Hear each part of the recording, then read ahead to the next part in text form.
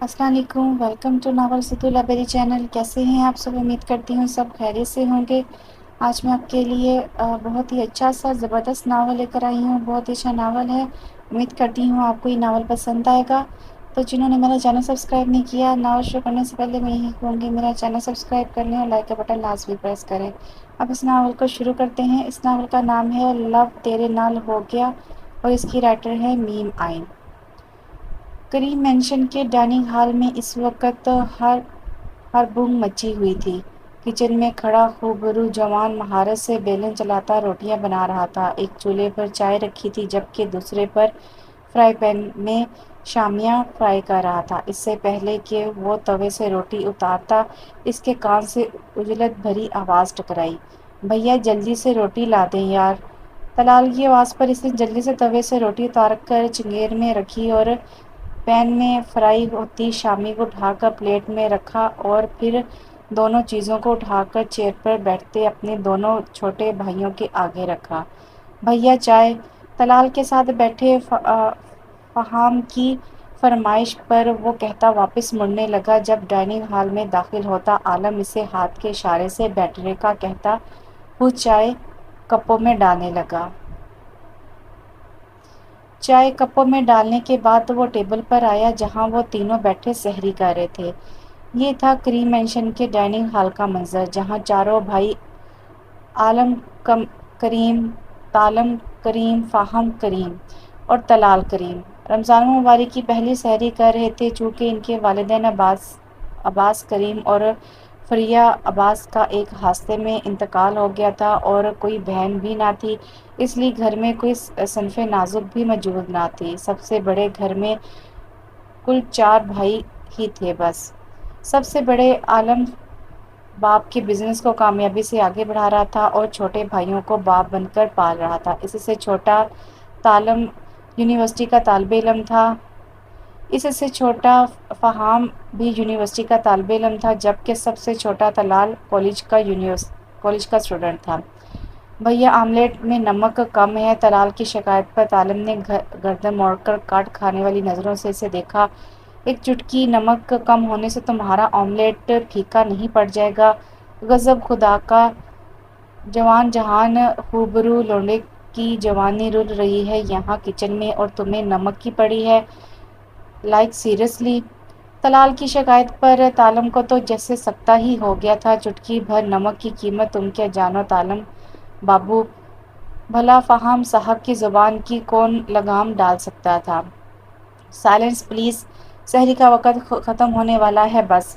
عالم کی سنجیدہ آواز پر سب تیزی سے تمیز کا مظاہرہ کرتے سحری کرنے لگے۔ جب سب سحری کر چکے تو عالم اور تالم برتن سمیٹنے لگے جبکہ طلال اور فہام ٹیبل صاف کرنے لگے۔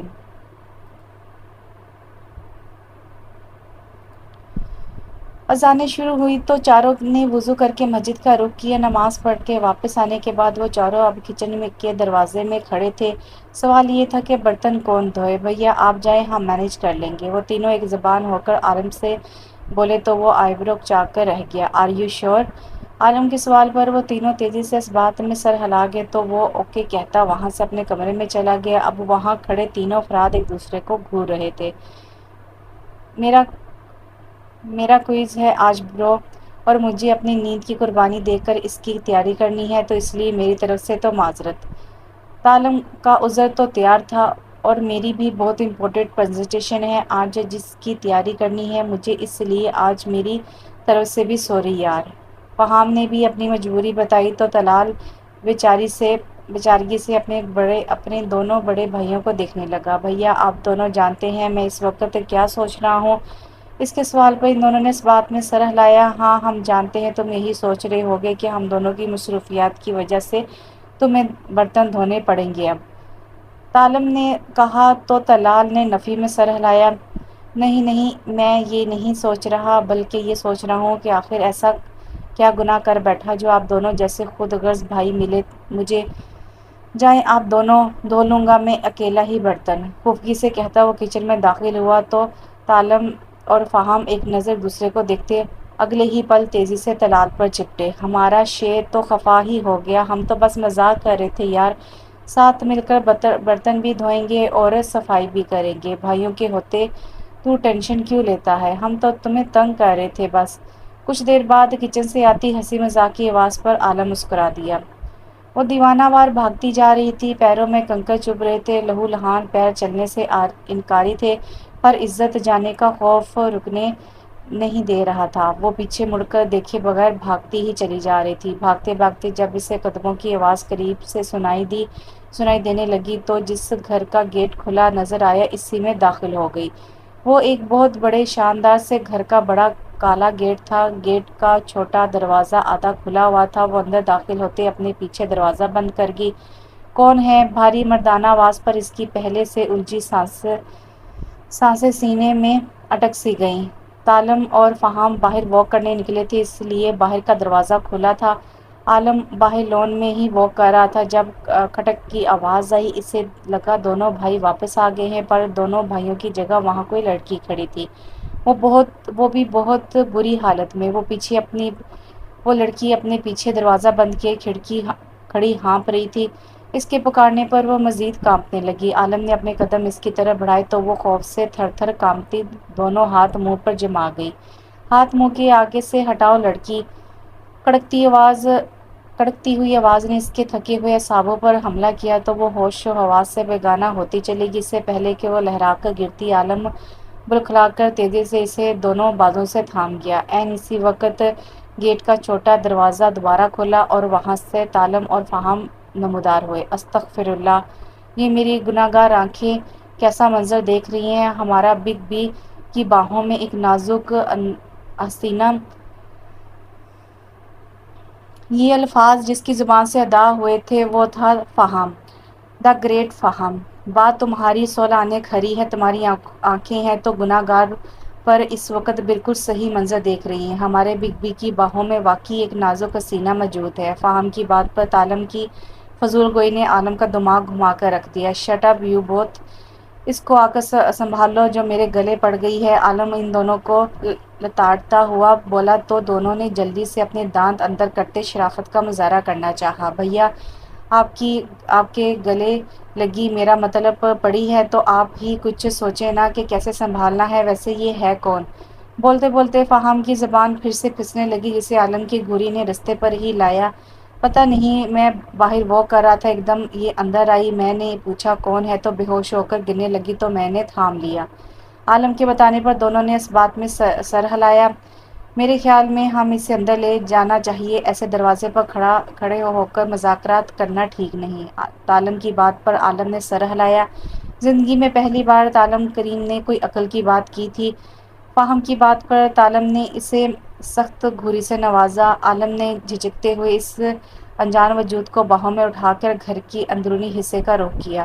ان دونوں بھائیوں نے بھی اس کی پیروی کی۔ گیسٹ روم میں پہنچ کر عالم نے اسے بیڈ پر لٹایا اور اس پر بلینکٹ اوڑھا، کیونکہ اس کے وجود سے دوپٹہ نادر تھا، کپڑے بھی جگہ جگہ سے پھٹے ہوئے تھے۔ بھیا کیا ہم انہیں یہاں رکھ کر ٹھیک کر رہے ہیں؟ یہ سوال دروازے کے پاس کھڑے طلال کی طرف سے آیا تھا۔ بھیا کی جان، ہم صرف ان کی مدد کرنے کی کوشش کر رہے ہیں، اس حالت میں ہم انہیں گھر سے باہر تو نہیں پھینک سکتے نا، باقی یہ ہوش میں آ جائیں پھر ہی کچھ پتہ چل سکے گا۔ عالم کی بات پر تینوں بھائیوں نے اس بات میں سر ہلایا۔ بھیا ان کے فیس سے بال پیچھے کر کے دیکھ لوں پلیز، مجھے دیکھنا ہے کہ یہ کیسی ہیں۔ ان کے بال کتنے پیارے ہیں نا، کیا یہ خود بھی اتنی ہی پیاری ہیں؟ ویسے آپ مجھے گھورے مت، یہ میری آپی ہیں، میں آپی سمجھ کر تعریف کر رہا ہوں۔ طلال کمرے میں جلتے نائٹ بلب کی روشنی میں نظر آتی اجنبی لڑکی کے لمبے سیاہ بالوں اور دھمکتی رنگت کی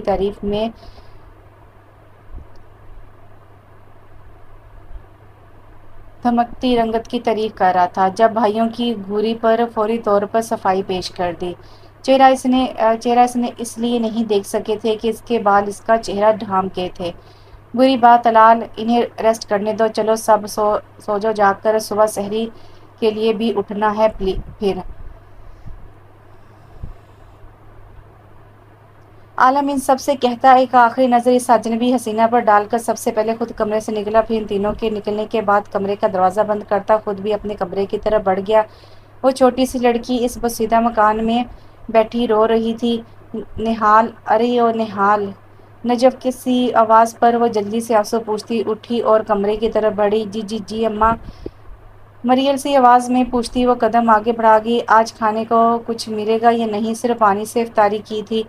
عمر گزر گئی ہے پر آواز کی سختی نہ گئی۔ گھر پر کچھ نہیں ہے کھانے کو اماں، صبر کر کے سو جائے، بھیگی آواز میں کہتی وہ کمرے سے تو کیا گھر سے ہی نکل گئی۔ چلتے چلتے گھر سے آگے نکل آئی۔ جب کچھ سمجھ نہ آیا تو ایک پتھر پر بیٹھ کر رونا شروع کر دیا۔ یا اللہ، میں کیا کروں، کہاں جاؤں؟ وہ نہال تھی، اپنے باپ کی لاڈلی نیہا، پر وہی لاڈ اٹھانے والا باپ جب ایک دن پہاڑ سے گر کر دنیا سے رخصت ہوا تو دنیا میں کوئی لاڈ اٹھانے والا بھی نہ رہا۔ ماں کو تو نہ جانے اس سے اللہ واسطے کا بیر تھا، اس نے جب سے ہوش سنبھالا ماں کو خود سے پیار کرتے یا پیار سے بات کرتے نہ دیکھا۔ بہن بھائی کوئی تھا نہیں۔ ماں نے نہ جانے کیا سوچ کر نزدیکی اسکول سے میٹرک کروا دیا۔ اس نے میٹرک میں ٹاپ کیا تو نزدیکی کالج میں مفت داخلہ مل گیا۔ گھر کے سارے کام کرتی تو اس کی پڑھائی سے بھی اس کی ماں کو کوئی مسئلہ نہ تھا۔ یوں حال ہی میں نہال کا ایف اے بھی ہو گیا۔ اب تھا کچھ یوں کہ پہلے اس کی ماں لوگوں کے کپڑے سلائی کرتی تھی تو گھر چلتا تھا۔ اب رمضان سے کچھ ماہ پہلے ایک ایکسیڈنٹ میں ایک ٹانگ اور ایک بازو ٹوٹ گیا۔ روزی روٹی کا ذریعہ ختم ہو گیا۔ فاقوں کی نوبت آ گئی۔ آگے پیچھے تو کوئی تھا نہیں۔ نہال نے ایک دو جگہ ٹیچنگ کی جاب کرنا چاہی پر لوگ حوث میں بھوکے ہوئے پڑے ہیں ہر جگہ ہی۔ عورت کے لیے چار دیواری سے باہر نکل کر کمانا کوئی کون سا آسان کام ہے؟ وہ یوں ہی بیٹھی رو رہی تھی جب کسی نے بھاری دلکش آواز میں اسے پکارا۔ اس کی آنکھ مسلسل باتوں کی آواز سے کھلی تھی۔ وہ ایک دم اٹھی تو کرا بیٹھی، جسم پر لگی چوٹوں سے ٹیسے اٹھنے لگی۔ نظر سامنے دیوار پر ٹنگی گھڑی پر پڑی تو وہ چونک اٹھی۔ سحری کا وقت بس ختم ہونے والا تھا۔ وہ جلدی سے بیڈ سے نیچے اتری تو نظر اپنے حلیے پر گئی۔ اس کے چہرے پر مایوسی چھا گئی۔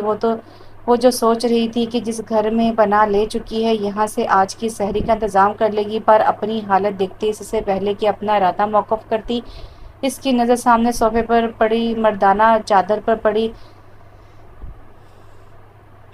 صوفے کے پاس نیچے زمین پر مردانہ جوتے کا ایک جوڑا بھی پڑا تھا۔ اس کی آنکھیں چمک اٹھی۔ اس نے سب سے پہلے کمرے سے باتھ روم کا رخ کیا۔ فریش ہونے کے بعد بالوں کو چوٹی میں باندھے۔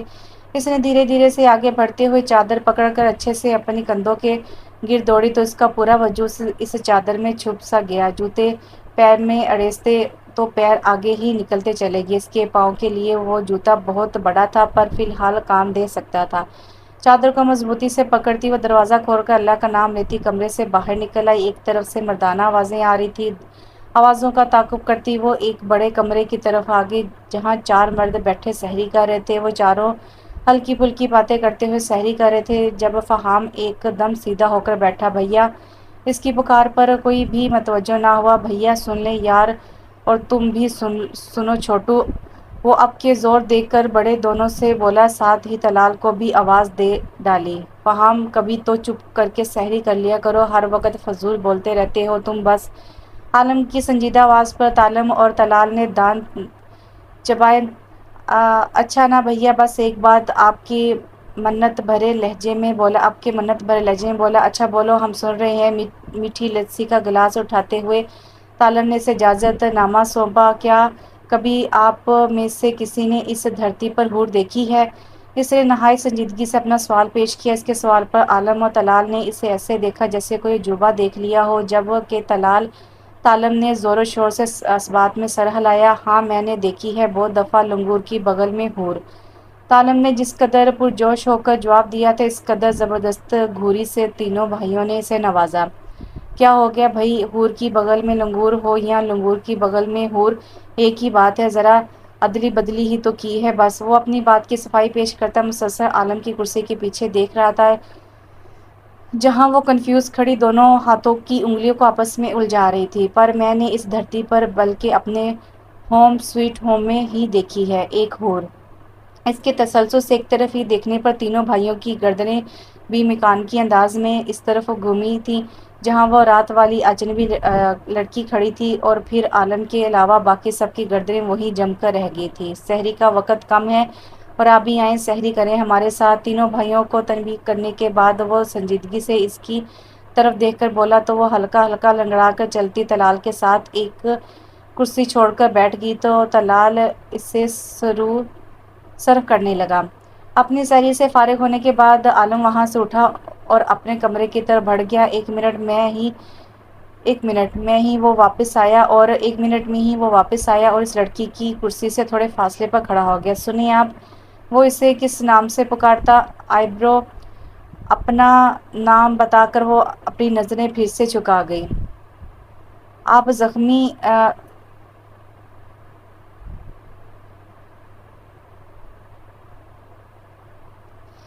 زخمی ہیں کافی، میں یہی کہوں گا کہ آپ روزہ مت رکھیں، ہمارا دین اتنا سخت نہیں ہے، اگر پھر بھی رکھنا چاہیں تو یہ پین کلر لے لیں، ابھی باقی بات نماز کے بعد ہوگی۔ وہ اسے دوائی پکڑا کر وہاں سے چلا گیا تو آبرو نے سر ہلا کر دوائی لے لی۔ سحری کے بعد چاروں بھائی برتن اٹھانے لگے تو آبرو بھی جھجکتی ہوئی اٹھی اور برتن اٹھانے لگی۔ آبرو ابھی آپ بیٹھی رہیں پلیز، ہم کر رہے ہیں۔ طلال نے اس کے ہاتھ سے برتن لے کر اسے واپس بٹھا دیا۔ برتن سمیٹنے کے بعد سب اسے بتاتے نماز کے لیے چلے گئے تو وہ بھی گیسٹ روم میں آ گئی۔ وضو کرنے کے بعد اسے بآسانی الماری سے جائے نماز مل گیا تھا۔ نماز ادا کر کے دعا کے لیے ہاتھ اٹھائے تو آنسو ٹوٹ ٹوٹ کر گرنے لگے۔ یا اللہ تو بے نیاز ہے، تیرے خزانوں میں کوئی کمی نہیں۔ یا اللہ تو بے پرواہ ہے، میں تیرے سے کوئی گلہ نہیں کر سکتی، میں کر ہی نہیں سکتی، نہ ہی مجھے حق ہے، پر میرے مولا میں کہاں جاؤں، تیرے سوا کون ہے؟ اب میرے محافظ ہی میرے لٹیرے نکل آئے ہیں، میں کیا کروں، کہاں جاؤں، کس پر بھروسہ کروں؟ میرے مالک میری عزت کی حفاظت فرما اور مجھے درست رستہ دکھا، آمین۔ دعا مانگ کر وہ اٹھی، بیڈ پر نیند دراز ہو گئی۔ یوں ہی لیٹے لیٹے کب آنکھ لگی اسے علم ہی نہ ہو سکا۔ وہ مری کی زرخیز پہاڑوں میں بنے ڈھلونی رستوں پر اپنی سوزوکی کی بائک چلا رہا تھا۔ اس کی بائک کی دھیمی رفتار کو تب بریک لگی جب اسے سامنے ایک بڑے سے پتھر پر سفید چادر میں چھپی ایک لڑکی نظر آئی۔ وہ تعجب زدہ ہوتا بے اختیار بائک روک گیا۔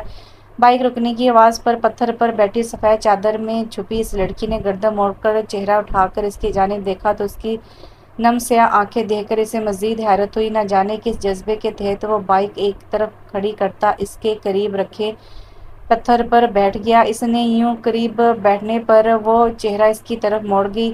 نقاب سے بے پرواہ چہرہ دل موہ لینے کی حد تک خوبصورت نہ تھا، پر نہ جانے اس عام سے چہرے میں ایسی کون سی کشش تھی جو اس شہزادے کو اپنے ساتھ باندھ کی تھی۔ اتنی شام میں یہاں کیا کر رہی ہو اور کیوں رو رہی ہو؟ اس کے نرمی سے پوچھنے پر اس کی کالی گھٹاؤں سے آنکھوں سے می برسنا شروع ہو گیا۔ اسے یوں روتے دیکھ کر وہ بلکھلا گیا۔ ارے رو تو مت لٹل گرل۔ وہ واقعی نہیں جانتا تھا کہ وہ چھوٹی سی لڑکی کیوں رو رہی تھی۔ مجھے بھوک لگی ہے، وہ روتے روتے سفید چادر کے ایک پلو سے ناک صاف کرتی بولی تو مقابل کے چہرے پر بے یقینی کے بادل چھا گئے۔ اب یہ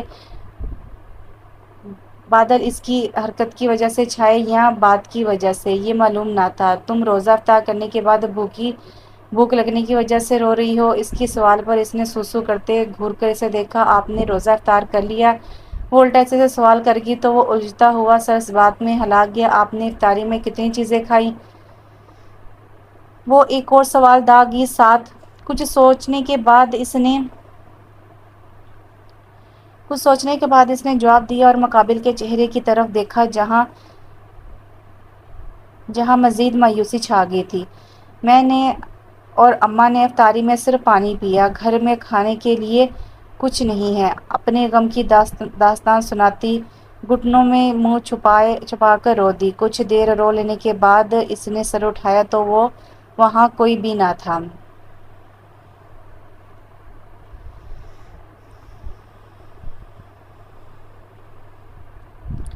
غریبوں کے دکھ کی داستان بھی کوئی نہیں سنتا، وہ نم آواز میں بڑبڑا دی۔ اس سے وہیں بیٹھے کچھ وقت مزید گزر گیا۔ رات کی سیاہی پھیل رہی تھی۔ اس نے سرد آہ خارج کی اور گھر واپس جانے کے لیے کھڑی ہوئی۔ ابھی وہ اٹھی تھی کہ جب وہ پھر اس کے سامنے آ کھڑا ہوا۔ یہ لو، یہ پکڑو۔ تالم نے اپنی ہاتھ میں پکڑا بڑا سا شاپر اس کے آگے کیا تو وہ ناسمجھی سے اسے دیکھنے لگی۔ پکڑو، اس نے دوبارہ زور سے کہا تو وہ ناسمجھی سے اسے دیکھتی وہ شاپر اس کے ہاتھ سے پکڑ گئی جو کافی وزنی تھا۔ کام کرنا چاہو گی؟ تالم نے پوچھا تو وہ بغیر سوچے سمجھے ہاں میں سر ہلا گی۔ نام کیا ہے تمہارا؟ تالم کو اب یاد آیا کہ اس کا نام تو پوچھنا ہی بھول گیا تھا۔ وہ ننہال۔ وہ گھبراہٹ میں تھوڑا اٹک کر بولی تو وہ ناسمجھی سے اسے دیکھنے لگا۔ یہ کیسا نام ہوا ننہال؟ اس نے یوں ہی توڑ کر اس کا نام ادا کیا تو نہال خواہ شرمندہ ہو کر رہ گئی۔ نہیں، میرا نام نہال ہے۔ اب کی دفعہ اس نے بہت سوچ سمجھ سے کام لیا۔ اوکے نہال، تم کل افطاری کے بعد نہیں، تب زیادہ لیٹ ہو جائے گا۔ ایسا کرنا، تم ظہر کی نماز کے بعد اسی جگہ پر آ جانا، میں تمہیں تمہارا کام بتا دوں گا۔ اب جاؤ اپنے گھر، اللہ حافظ۔ اپنی بات ختم کرنے کے بعد وہ ایک منٹ بھی نہ رکا اور اپنی بائک پر بیٹھ کر وہاں سے نکلتا چلا گیا۔ نہال نے ہاتھ میں پکڑے شاپر میں دیکھا تو کھانے کا سامان تھا۔ اس کی آنکھوں میں بے یقینی تھی۔ وہ دوبارہ اس رستے کی طرف دیکھنے لگی جہاں سے تالم گیا تھا۔ اسے یہ سب خواب لگ رہا تھا، بھلا کوئی کیوں اس کی مدد کرتا۔ اس نے ایک نظر آسمان پر ڈالی جہاں سیاہی پھیلتی جا رہی تھی، پھر ہر سوچ دماغ سے جھٹک کر گھر کی طرف جانے والے رستے پر چلنا شروع ہو گئی۔ کھانے کی چیزیں دیکھنے کے بعد بھوک نے مزید شدت اختیار کر لی تھی۔ وہ یونیورسٹی سے واپس آ رہا تھا جب ایک بچہ بھاگتا ہوا اس کی گاڑی کے آگے آ گیا۔ اس نے بہت مشکل سے گاڑی کنٹرول کی، گاڑی روک کر وہ دروازہ کھول کر باہر بھاگا تو 2.5-3 سال کا بچہ سڑک پر بیٹھا رو رہا تھا۔ وہ باہر نکلا، ساتھ ایک لڑکی بھاگتی ہوئی وہاں آئی۔ امین میری جان، وہ بچے کو گود میں اٹھا کر چومتی جا رہی تھی جبکہ بچہ مسلسل رو رہا تھا۔ ایکسکیوز می مس، اس کی پکار پر اس لڑکی نے چونک کر اس کی طرف دیکھا۔ اس کے چہرے کی طرف دیکھتے ہی فہم کھو سا گیا۔ وہ بہت خوبصورت تھی، غزالی آنکھیں، چھوٹی سی ناک، چھوٹے سے گلابی ہونٹ اور بھرے بھرے گال، سرخ سفید رنگت۔ سب سے زیادہ جس چیز نے فہم کو اٹریکٹ کیا وہ تھی اس کے چہرے سے ٹپکتی معصومیت۔ وہ بہت معصوم سی لگ رہی تھی۔ بچے کو اپنے ساتھ لگا کر چومنے کے ساتھ ساتھ وہ روتی ہی چلی جا رہی تھی۔ رونے کی وجہ سے اس کی چھوٹی سی ناک بھی سرخ پڑ چکی تھی۔ جی، وہ ناسمجھی سے اسے دیکھنے لگی۔ آئی تھنک ہمیں اسے ڈاکٹر کے پاس لے جانا چاہیے، اسے گرنے کی وجہ سے شاید کوئی چوٹ لگی ہے تبھی اتنا رو رہا ہے۔ ویسے یہ ہے کون؟ آئی مین اس کی ماما کہاں ہے؟ ایک تو فہم دی گریٹ کی دراز زبان، یہ میرا بیٹا ہے اور آپ صحیح کہہ رہے ہیں، مجھے واقعی اسے ڈاکٹر کے پاس لے کر جانا چاہیے۔ اس کی پہلی بات سنتے فہم کو تو سکتا ہی ہو گیا۔ وہ سوچ ہی نہیں سکتا تھا اتنی پیاری سی چھوٹی سی نظر آنے والی لڑکی شادی شدہ اور ایک بچے کی ماں بھی ہو سکتی ہے۔ اس کی فیلنگز پر تو جیسے کسی نے بالٹی بھر ٹھنڈا ٹھار پانی پھینک دیا تھا۔ افسوس مت کر فہم، خوش نہ ہو، شکر ہے ناشکر انسان، اللہ نے تجھے گناہ سے بچایا ہے۔ رمضان میں بچیاں دیکھنے سے گناہ ملتا ہے، گناہ۔ وہ خود کو تسلی دیتا وہ واپس گاڑی میں بیٹھ گیا۔ وہ گاڑی سے نکل رہا تھا جب وہی لڑکی سڑک کنارے نظر آئی۔ وہ بچہ اس کے کندھے سے لگا مسلسل رو رہا تھا جسے سنبھالنے کی چکر میں وہ ہلکان ہو رہی تھی۔ وہاں کھڑی وہ شاید ٹیکسی کا انتظار کر رہی تھی۔ فہم گاڑی اس کی قریب لے کر گیا۔ بیبی بہت رو رہا ہے، آئیں میں آپ کو ہاسپٹل لے چلتا ہوں۔ ویسے بھی غلطی میری ہے، میری گاڑی کے آگے آیا ہے آپ کا بچہ۔ آ جائیں پلیز، انکار مت کریے گا، میں ایک شریف انسان ہوں۔ اس نے گاڑی کا شیشہ نیچے کرتے اس لڑکی سے کہا تو وہ ایک منٹ کے لیے کچھ سوچتی ہاں میں سر ہلا گئی۔ فہم نے فرنٹ ڈور کھولا تو وہ اپنے بچے کو لے کر فرنٹ سیٹ پر بیٹھ گئی۔ بھیا اس دفعہ افطاری نہیں کروائیں گے ہمیں کیا؟ صوفے کے ساتھ ٹیک لگا کر نیچے زمین پر بچھے قالین پر بیٹھے طلال نے سوال کیا۔ ظہر کی نماز کے بعد وہ سب ڈرائنگ روم میں بیٹھے ہوئے تھے۔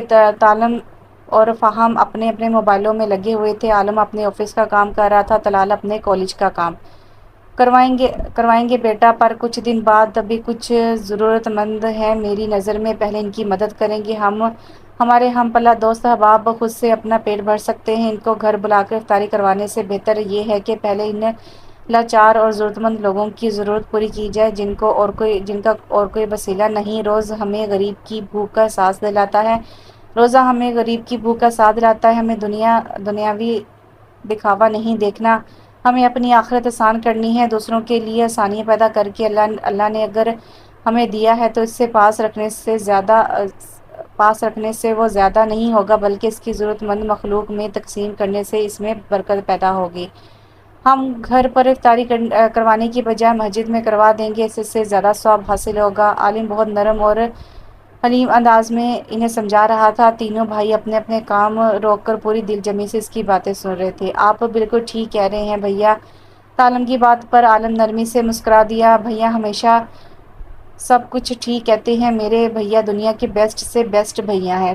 طلال لاٹ سے مانز بھرے لہجے میں بولا تو عالم مسکرا کر اس کے بال بکھیر گیا۔ نہیں تو ہم سوتیلے ہیں کیا؟ ہمیں کیا کوڑے کے ڈھیر سے اٹھا کر لایا گیا ہے؟ فہم کے یوں بے یقینی سے پوچھنے پر عالم نے مسکرا کر ضبط کرتے نفی میں سر ہلایا، جبکہ باقی دونوں اس کی نوٹنکی پر سر جھٹک گئے۔ عالم کی نظر اچانک ڈرائنگ روم کے دروازے پر پڑی، جہاں آبرو کھڑی آنکھوں میں حسرت لی ان چاروں کو دیکھ رہی تھی۔ عالم نے چون کر اس کی گرد لپٹی اپنی چادر دیکھی۔ اندر آ جائیں۔ وہ جو آنکھوں میں حسرت لیے انہیں محبت سے باتیں کرتے دیکھ رہی تھی، عالم کی بھاری آواز پر چونک اٹھی۔ جی جی میں۔ وہ ایک دم پزل ہو گئی، اتنی مردوں میں جی جی آپ؟ فہم اسی کے انداز میں بولا تو عالم نے اسے سخت گھوری سے نوازا، جس پر وہ سر پر ہاتھ پھیر کر رہ گیا۔ وہ دھیرے دھیرے قدم اٹھاتی آگے بڑھی اور عالم کے اشارے پر سامنے پڑے سنگل صوفے پر ٹک گئی۔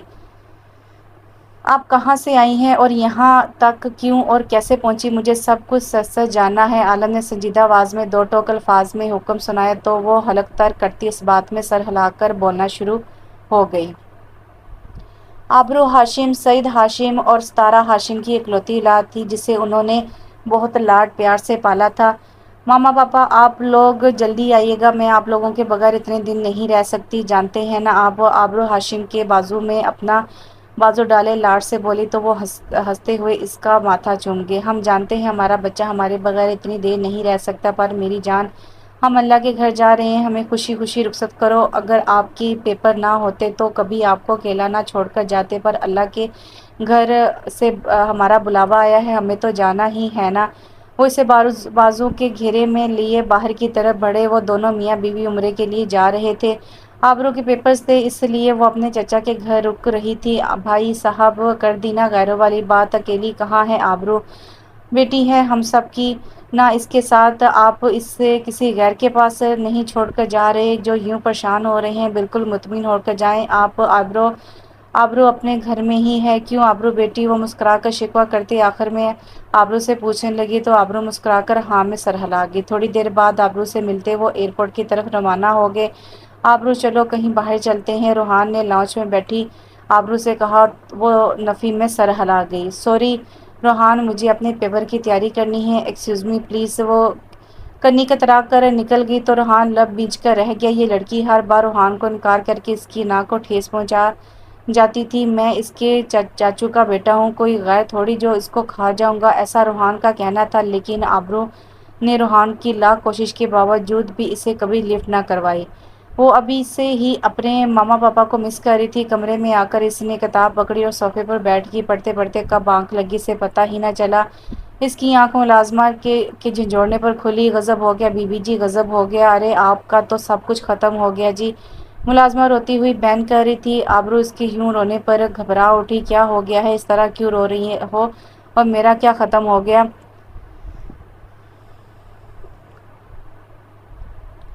وہ ناسمجھی سے پوچھتی اس کا چہرہ دیکھنے لگی۔ ایئرپورٹ جاتے ہوئے رستے میں ایک ایکسیڈنٹ میں آپ کے والدین اور ڈرائیور کا انتقال ہو گیا ہے جی، میتوں کو گھر لایا جا رہا ہے، آپ یتیم ہو گئی بی بی جی۔ ملازمہ کی بات پر دھڑ دھڑ کر کے ساتوں آسمان ایک ساتھ اس کے سر پر پھوٹے تھے۔ کیا بکواس کر رہی، ہوش میں تو ہو؟ وہ اس پر دھاڑی صوفے سے اپنا بٹا پکڑا، کمرے سے باہر بھاگی۔ سیڑھیاں اترتے ہوئے اس کے پیر لرز رہے تھے۔ اتنے میں اسے ایمبولینس کا سائرن سنائی دیا۔ دھڑکتے ہوئے دل کے ساتھ وہ لانچ میں آئی تو اس کے چچا بیٹھے رو رہے تھے۔ روحان کی آنکھیں بھی نم تھیں۔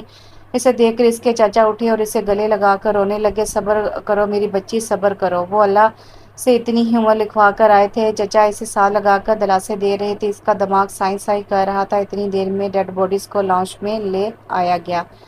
وہ لرزتے قدموں سے آگے بڑھی، کانپتے ہاتھوں سے ایک وجود کے اوپر سے چادر ہٹائی۔ اس کے باپ کا کچھ دیر پہلے والا تر و تازہ ہنستا مسکراتا چہرہ اس وقت خون میں لت پت اس کے سامنے تھا۔ اس کے دونوں ہاتھ بے ساختہ اپنے ہونٹوں پر گئے، آنکھوں میں بے یقینی لیے وہ نفی میں سر ہلانے لگی۔ ہمت کرتے اس نے دوسرے وجود کے چہرے سے کپڑا ہٹایا۔ ہر وقت مسکراتا اس کی ماں کا چہرہ خون سے سرخ تھا اور مسکراتی آنکھیں بند تھی، لبوں پر قفل تھا اب کہ وہ رک نہ سکی۔ اس کی چیخوں سے پورا گھر گونج اٹھا، یوں ہی چیختے روتے وہ ہوش و حواس سے بیگانہ ہوتی چلی گئی۔ ہفتہ گزر چکا تھا اس کے ماں باپ کو اس دنیا سے گئے، پر وہ تھی کہ اس دنیا سے ہی غافل ہو گئی تھی۔ وہ ساکت آنکھیں لیے بیٹھی تھی، اس کے کانوں میں اب تک چچا کے الفاظ گونج رہے تھے، مرنے والوں کے ساتھ مرا نہیں جاتا، جتنی جلدی اس حقیقت کو تسلیم کر لو اتنا ہی اچھا ہے۔ جمعے کو تمہارا نکاح ہے، روحان کے ساتھ اپنے ذہن کو تیار کر لو، اچھے سے انکار کی کوئی گنجائش نہیں۔ چچا کے دو ٹوک الفاظ اس کے کانوں میں گونج رہے تھے۔ ماں باپ کی وفات کے بعد جس طرح چچا سخت دل ہو کر اپنا رویہ بدل چکا تھا، اس نے سوچ لیا تھا کہ وہ انکار نہیں کرے گی، چپ چاپ سر جھکا کر ساری زندگی گزار دے گی۔ اس قدر دل برداشتہ ہو چکی تھی وہ یوں کر بھی گزرتی اگر ایک بھیانک حقیقت اس کے سامنے نہ آتی۔ وہ چچا کو اقرار کا پیغام دینے ان کے کمرے میں گئی تھی، جب اندر سے آتی آوازوں نے اس کے قدم جمائے تھے۔ اگر میں ہاشم کو نہ مرواتا تو اس کی جائیداد کیسے حاصل کرتا؟ ہاشم کی ساری جائیداد کی اکلوتی وارث ہے آبرو، اب آبرو میری بہو بنے گی تو ساری جائیداد خود بخود میرے پاس آ جائے گی۔ یہ چند الفاظ اس کے پیروں تلے سے زمین نکال گئے تھے، اور وہ یہ بھی جانتی تھی کہ اس کے متعلق روحان کے ارادے نیک نہ تھے، اس لیے اس رات وہاں سے بھاگ آئی۔ پر چوکیدار نے اسے بھاگتے ہوئے دیکھ لیا اور یوں سب سے بچتی بچاتی وہ کریم مینشن میں پہنچ گئی۔ آپی پلیز آپ روئیں مت، آپ ایسے آپ کے ماما پاپا کی روح کو تکلیف پہنچے گی، وہ جو اپنے اوپر بیتے ظلم کی داستان سنا کر رو رہی تھی۔ طلال کی بات پر تڑپ کر اس کی طرف دیکھنے لگی۔ آپ پریشان مت ہوں، برا کرنے والوں کے ساتھ کبھی اچھا نہیں ہوتا، ہر وقت شریر بنا۔ فہم بھی اداس اور دکھی ہو گیا تھا۔ بے شک مکافات عمل اٹل ہے، آپ پریشان مت ہوں۔ عالم نے بھی فہم کی بات کی تائید کی۔ سب سے خاموش بیٹھے عالم نے گلا کھنکار کر بات کا آغاز کیا۔ جو کچھ بھی ہے آپ کے ساتھ ہوا بہت برا ہوا، اور مجھ سمیت ہم سب کو اس کا بہت افسوس ہوا۔ ہم آپ کی مدد ضرور کریں گے، انویسٹیگیشن کروائیں گے اور اصل قاتل کو بھی پکڑوائیں گے۔ عالم کی بات پر آبرو نے سر اٹھا کے اسے دیکھا، جو ٹانگ پر ٹانگ چڑھائے دائیں ہاتھ کی مٹھی ہونٹوں پر جمائے اس کی طرف ہی دیکھ رہا تھا۔ آبرو کو ان چاروں بھائیوں کی آنکھوں میں ایک چیز مشترکہ نظر آئی تھی، عزت۔ ان سب کی آنکھوں میں اس کے لیے عزت تھی، حیا تھی۔ اب آپ اپنے کسی جانے والے کا نمبر پتہ بتائیں تاکہ ہم آپ کو بحفاظت ان تک پہنچا سکیں۔ عالم کی بات پر پھر سے اس کی آنکھوں سے ٹپ ٹپ آنسو برسنا شروع ہو گئے۔ کیا ہوا آپی؟ طلال نے پریشانی سے پوچھا تو وہ بے بسی سے اس کی جانب دیکھنے لگی۔ ددیال کا بتا چکی ہوں، اور میرا ننیال یہاں نہیں ہوتا، سب امریکہ رہتے ہیں، مجھے کسی کا نمبر نہیں آتا۔ وہ ہر طرح سے بے بس تھی۔ اس کی بات پر عالم کی پریشانی پر تفکر کے بادل چھائے، جبکہ باقی تینوں نے نظروں کا تبادلہ کیا۔ دیکھیں آبرو، ہم آپ کی پریشانی سمجھ سکتے ہیں، پر آپ بھی جان چکی ہیں کہ اس گھر میں صرف ہم چاروں بھائی رہتے ہیں، ہمارے گھر کوئی خاتون نہیں موجود۔ بغیر کسی رشتے کے آپ کا یوں ہمارے درمیان رہنا مناسب نہیں۔ بات تو عالم کی بھی 16 آنے درست تھی۔ وہ جانتی تھی کہ وہ صحیح کہہ رہا تھا۔ اس کا دل کیا دھاڑے مار مار کر روئے۔ اس کا عارضی مگر قابل یقین ٹھکانہ بھی چھننے والا تھا۔ فہم نے اسے غور سے دیکھا۔ وہ لڑکی سے پہلی نظر میں ہی جنت کی کوئی حور ہی لگی تھی۔ اس نے بہت کم لڑکیاں ایسے دیکھی تھیں، خوبصورت ہونے کے ساتھ ساتھ بلا کی معصوم بھی نظر آتی تھی۔ اس کی آواز بھی بہت پیاری تھی، بہت کومل سی۔ اس نے عالم کی طرف دیکھا تو وہ بھی اس کی طرف ہی دیکھ رہا تھا۔ کیا تم بھی وہی سوچ رہے ہو جو میں سوچ رہا ہوں؟ اس نے چمکتی آنکھوں سے عالم سے سوال کیا تو وہ زور و شور سے اس بات میں سر ہلا گیا۔ عالم کے آفس میں اچانک کوئی مسئلہ بن گیا تو اسے ایمرجنسی میں کہیں جانا پڑ گیا، اس لیے یہ فیصلہ فی الحال تاخیر پا گیا۔ عالم کے جانے کے بعد وہ اسے یاد آیا کہ اس نے اس لڑکی کو ظہر کے بعد آنے کا کہا تھا۔ یاد آتی وہ گھر سے نکل آیا اپنی سوزوکی بائک پر۔ وہ 10 منٹ میں ہی مطلوبہ جگہ پر تھا۔ کل کی طرح آج بھی وہ لڑکی سفید چادر لیے ایک بڑے پتھر پر بیٹھی تھی۔ اس کی بائک کی آواز سنتے اس نے سر اٹھا کر اسے دیکھا، پھر اسے سر جھکا کے اپنی بائک روک کر ایک طرف سے کھڑی کرتا وہ اس کے سامنے بڑے پتھر پر بیٹھ گیا۔ نہال یہی نام تھا نا تمہارا، رائٹ؟ اس کے سوال پر وہ دھیرے سے سر ہلا گئی۔ اسکول پڑھی ہو؟ ایک اور سوال جس پر وہ پھر سے سر ہلا گئی۔ اردو اور انگلش دونوں لکھ اور پڑھ لیتی ہو؟ اس کے سوال پر پھر سے سر ہلا دیا۔ زبان ہے منہ میں؟ اس کے عجیب سے سوال پر وہ پزل ہوتی سر ہلا گئی۔ منہ کھول کر زبان دکھاؤ اپنی۔ اس کی حکم پر وہ شاکڈ بنی، منہ کے ساتھ ساتھ آنکھیں بھی کھول گئی۔ گڈ، زبان تو ہے تمہارے پاس، پھر اس کے استعمال پر ایسا کیوں کون سا خزانہ خرچ ہوتا ہے جو اس سے ہلا جلا نہیں رہی ہو؟ تم یوں ہی بیکار پڑے پڑے، اگر اس کو زنگ لگ گیا تو پھر کیا کرو گی؟ اس کی بات پر وہ بری طرح خجل ہوئی۔ میں استعمال کرتی ہوں زبان۔ وہ خجل ہوتی اپنی صفائی دینے کی خاطر بول پڑی تاکہ اسے علم ہو سکے کہ وہ زبان استعمال کرتی ہے۔ ارے واہ، تم تو بولتی بھی ہو۔ وہ یوں پرجوش ہو کر بولا جیسے پہلی دفعہ کسی کو بولتے ہوئے دیکھا ہو۔ اللہ نے زبان دی ہے تو بولوں گی ہی نا، اگر گونگی ہوتی تو کل بھی نہ بولتی۔ وہ برا ہی مان گئی تھی اس کی بات پر۔ میرا اندازہ بالکل نہیں ٹھیک نہیں تھا۔ تم صرف بولتی نہیں بلکہ ٹھیک ٹھاک بول لیتی ہو۔ میں تو تمہیں ایسے ہی اللہ میاں کی گائے سمجھ بیٹھا تھا۔ اس کی بات پر نہال نے سر اٹھا کر خفگی سے اس کی آنکھوں میں جھانکا تو نظروں کے اس گہرے ٹکراؤ پر تالم کا دل زوروں سے دھڑک اٹھا تھا۔ چپ، بالکل چپ، خاموش۔ پٹو پٹو پٹوائے گا کیا؟ روزے کی حالت میں کون ایسے ٹھڑک پر اترتا ہے یار؟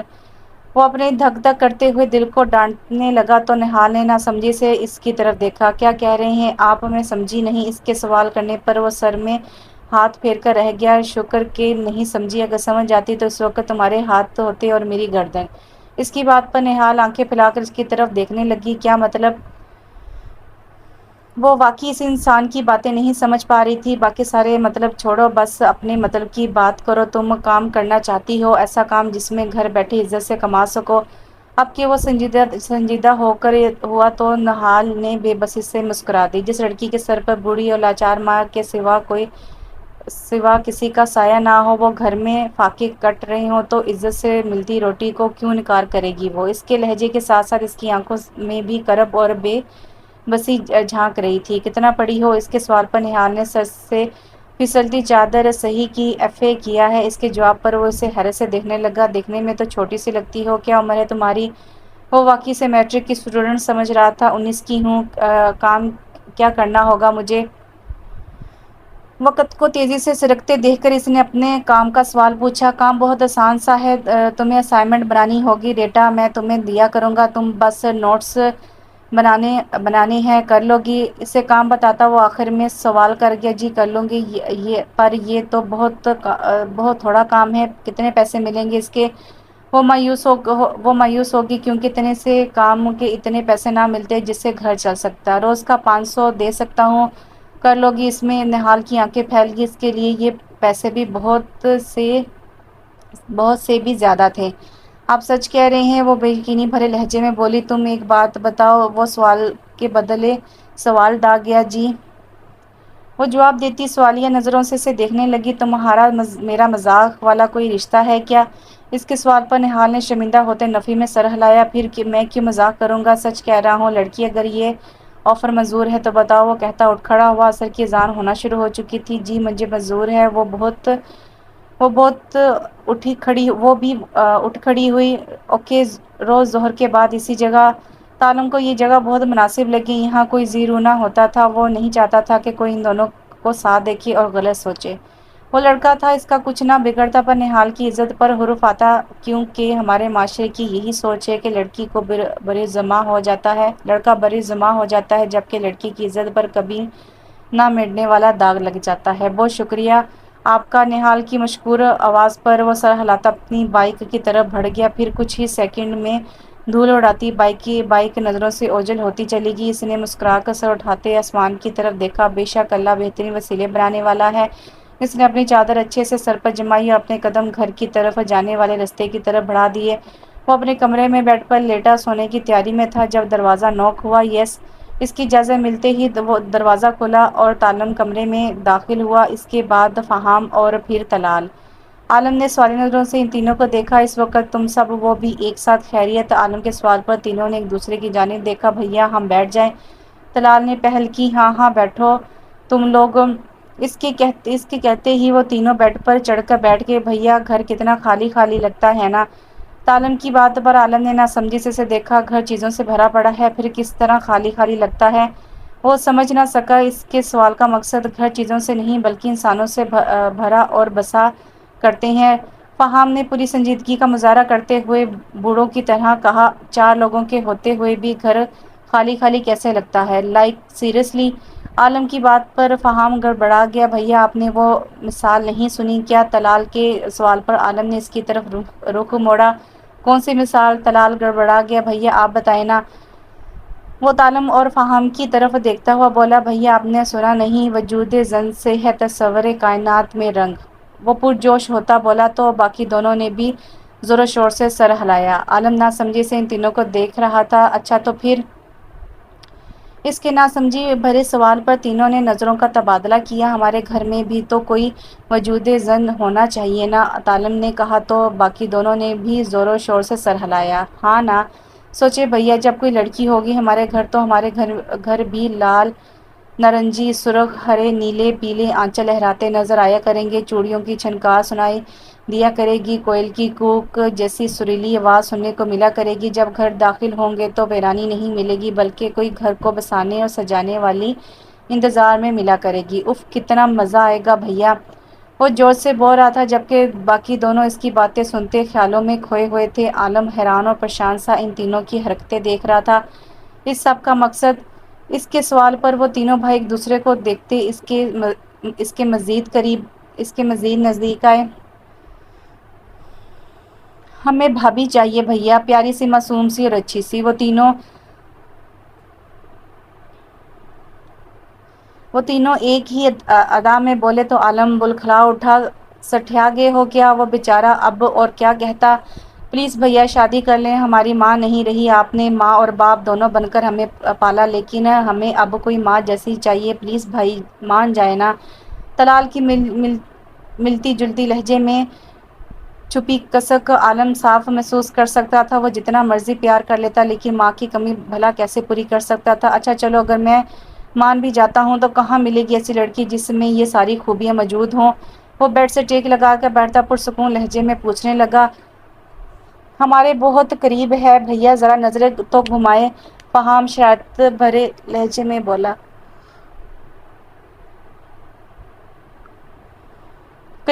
قریب سے تو بس تم تینوں نمونے ہی نظر آ رہے ہو، ویسے کس کی بات ہو رہی ہے؟ وہ ناسمجھی سے پوچھنے لگا۔ آبرو۔ وہ آنکھیں پھیلا کر انہیں دیکھنے لگا جو بہت آرام سے آبرو کا نام لے رہے تھے، اور پھر پورے 1 گھنٹے بعد وہ آبرو کو منانے میں بھی کامیاب ہو گئے تھے، پر اس حکم کے ساتھ کہ آبرو سے اجازت لو اور اس پر کوئی دباؤ نہیں ڈالا جائے گا۔ وہ تینوں خوشی سے چیختے ہوئے عالم کے گلے لگے، پھر آبرو کے کمرے کی طرف بھاگے اور نہ جانے کیسے پر اسے منانے میں بھی کامیاب ٹھہرے تھے۔ یوں ٹھیک 2 دن بعد ان دونوں کا نکاح طے پا چکا تھا۔ انہوں نے ڈھولکی رکھی تھی آج گھر پر، اس لیے وہ تینوں بھائی آج اپنے سب کام کاج چھوڑ کر گھر کی صفائیوں میں جتے ہوئے تھے۔ عالم آفس گیا ہوا تھا جبکہ آبرو کمرہ بند تھی۔ سحری بھی اس نے طلال سے اپنے کمرے میں منگوا لی تھی۔ وہ تینوں بھائی سارا کام آپس میں بانٹ کر اپنے ذمے لگا کام کرنے میں مصروف تھے۔ ہائے اماں میری کمر، ظالمو کچھ تو خیال کرو میری کم سن جوانی کا۔ فہم ہاتھ میں جالا اتارنے والا برش پکڑے اسٹول پر کھڑا ہو کر دھائیاں دے رہا تھا، عورتوں کی طرح بین کرنے بند کر دو تم فہم، یہ جس چیز کو تم کمر کہہ رہے ہو نا، اس کو اگر ماپا جائے تو کمر نہیں کمرہ نکلے گا، اور وہ بھی بڑا سا، اس لیے زیادہ نازک بننے کی ضرورت نہیں ہے۔ عالم کی بات پر فہام تڑپ اٹھا، تم ویسے ہی کہہ دو بھائی، تم سے میرا حسن دیکھا نہیں جاتا بس۔ اس کی بات پر عالم طنزیہ نظروں سے اسے اوپر سے نیچے تک دیکھنے لگا۔ کیا دیکھ رہا ہے؟ نظر لگائے گا کیا؟ وہ اسے یوں خود کو گہری نظروں سے اوپر سے نیچے تک دیکھتا پا کر پوچھنے لگا، تمہارا حسن ڈھونڈ رہا ہوں جو کہیں سے بھی نظر نہیں آ رہا۔ طنزیہ انداز میں کہتا وہ کپڑا پکڑ کر ڈسٹنگ کرنے لگا۔ کام بھی کر لیں آپ لوگ، کب سے باتیں ہی کیے جا رہے ہیں بس۔ ماربل کے فرش پر پوچھا لگاتے طلال نے پل بھر کو رک کر تنگ آ کر ان دونوں سے کہا، پھر اپنے سابقہ کام میں مشغول ہو گیا۔ گھر کے 13 باتھ روم کس نے رگڑ رگڑ کر صاف کیے ہیں؟ ہارپک کی اسمیل میرے کپڑوں سے بھی آنے لگی ہے اب تو۔ جس قدر دلجمی سے میں نے باتھ روم چمکائے ہیں تو اب بھی مجھے کام چور کہہ رہا ہے؟ عالم محلے کی فسادی آنٹیوں کی طرح ہار نچا نچا کر بولتا طلال پر چڑھ دوڑا، یہ جو اس بڑے سے کریم مینشن کی روشن دیواریں مزید صاف نظر آ رہی ہیں، اس کے پیچھے کیا راز ہے؟ سارے کمروں، باتھ روم، لاؤنج، کچن اور گیراج آج کی دیوار سے گراج کی دیواروں سے جالا کس نے صاف کیا؟ اس گھر کی ہر دیوار چیخ چیخ کر کہہ رہی ہے واہ کیا بات ہے فہام، وہ اور تم کہہ رہے ہو کام بھی کر لیا کریں۔ فہام جالے والا برش فرش پر پھینکتا دونوں ہاتھ کمر پر ٹکائے اس پر برس پڑا۔ وہ دونوں بیچارے تڑپ ہی تو اٹھے تھے اس سنگین الزام پر، جبکہ طلال بیچارہ صدمے سے فرش پر گرے جالے کو دیکھ رہا تھا۔ اس نے ابھی پوچھا لگا کر فرش صاف کیا تھا جو فہام نے برش پھینک کر گندا کر دیا تھا۔ اس نے گردن موڑی تو سامنے نظر آتے منظر پر اس کی آنکھیں پھیل گئی۔ سامنے فرش پر ہارپک کی بوتل پڑی شان سے الٹی پڑی تھی۔ اس کی ساری محنت پر ہارپک پھر گیا تھا۔ بھیا! ان دونوں کی حرکتوں پر وہ بے بسی سے چلا اٹھے۔ لاؤنج کے دروازے میں کھڑے عالم نے نفی میں سر ہلاتے اپنے چھوٹے بھائیوں کو دیکھا۔ وہ نماز پڑھ کر فارغ ہوتی بیڈ پر آپ بیٹھی۔ جب دروازہ نوک ہوا ہم اندر آ سکتے ہیں؟ طلال کی آواز پر وہ چونکی تھی۔ آ جائیں۔ اس کی اجازت ملتے ہی تینوں بھائیوں ایک دوسرے کے آگے پیچھے کمرے میں داخل ہوئے۔ ان کے ہاتھوں میں موجود ڈبوں کو اس نے حیرت بھری نظروں سے دیکھا۔ یہاں بیڈ پر رکھتے؟ فہام کے پوچھنے پر وہ سر ہلاتے۔ تینوں ڈبے بیڈ پر رکھے۔ عبرو نے ان تینوں کو ایک نظر دیکھا جو ایک دوسرے کو دیکھ رہے تھے۔ یہ سب؟ وہ ان چیزوں کے متعلق پوچھنے لگی۔ ایکچولی مطلب آپ تینوں آپ سے کچھ کہنا چاہتے ہیں؟ تعلیم کی بات پر عبرو نے سر ہلا کر انہیں بات جاری رکھنے کی اجازت دی۔ آپ کی عمر کیا ہے؟ سوال طلال کی جانب سے آیا تھا۔ 23 سال، وہ دھیمے لہجے میں بولتی نظریں جھکا گئی۔ ارے واہ، مطلب آپ ہم دونوں سے چھوٹی اور طلال سے بڑی ہیں؟ فہم پرجوش ہو کر بولا تو وہ صرف مسکرانے پر اکتفا کر گئی۔ لیکن آپ رشتے میں ہم سے بڑی ہیں۔ ہم تینوں آپ کو بھابھی نہیں بلکہ آپی کہیں گے، جانتی ہیں کیوں؟ فہم کے سوال پر وہ نفی میں سر ہلا گئی۔ ہماری کوئی بہن نہیں ہے، ہمیں بچپن سے بہت شوق تھا بہن کا، پر اس طلال نے سارا کام خراب کر دیا۔ ہائے کاش یہ پیدا نہ ہوتا، اس لنگور کی جگہ اللہ ہمیں کوئی پیاری سی بہن دے دیتا۔ تعلیم آہ بھر کر رہ گیا۔ بھیا! میں عالم بھیا کو بتاؤں گا آپ نے مجھے لنگور بولا۔ طلال کے چیخنے پر وہ بڑبڑا گئی۔ لنگور نہیں تو کیا حور بولوں تجھے؟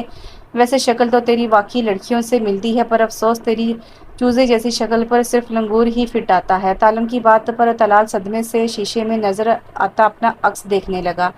اس کے چہرے پر ابھی ٹھیک طرح داڑھی مونچھ نہیں آئی تھی، اس لیے وہ دونوں بھائی اسے لڑکی کہہ کر چھیڑتے تھے۔ ان کی باتوں نے عبرو کو مسکرانے پر مجبور کر دیا۔ ہاں تو میں یہ کہہ رہا تھا کہ اس سے پہلے تعلیم بات مکمل کرتا فہام اس کی بات کاٹ گیا۔ تو رہنے دے، میں بتاتا ہوں۔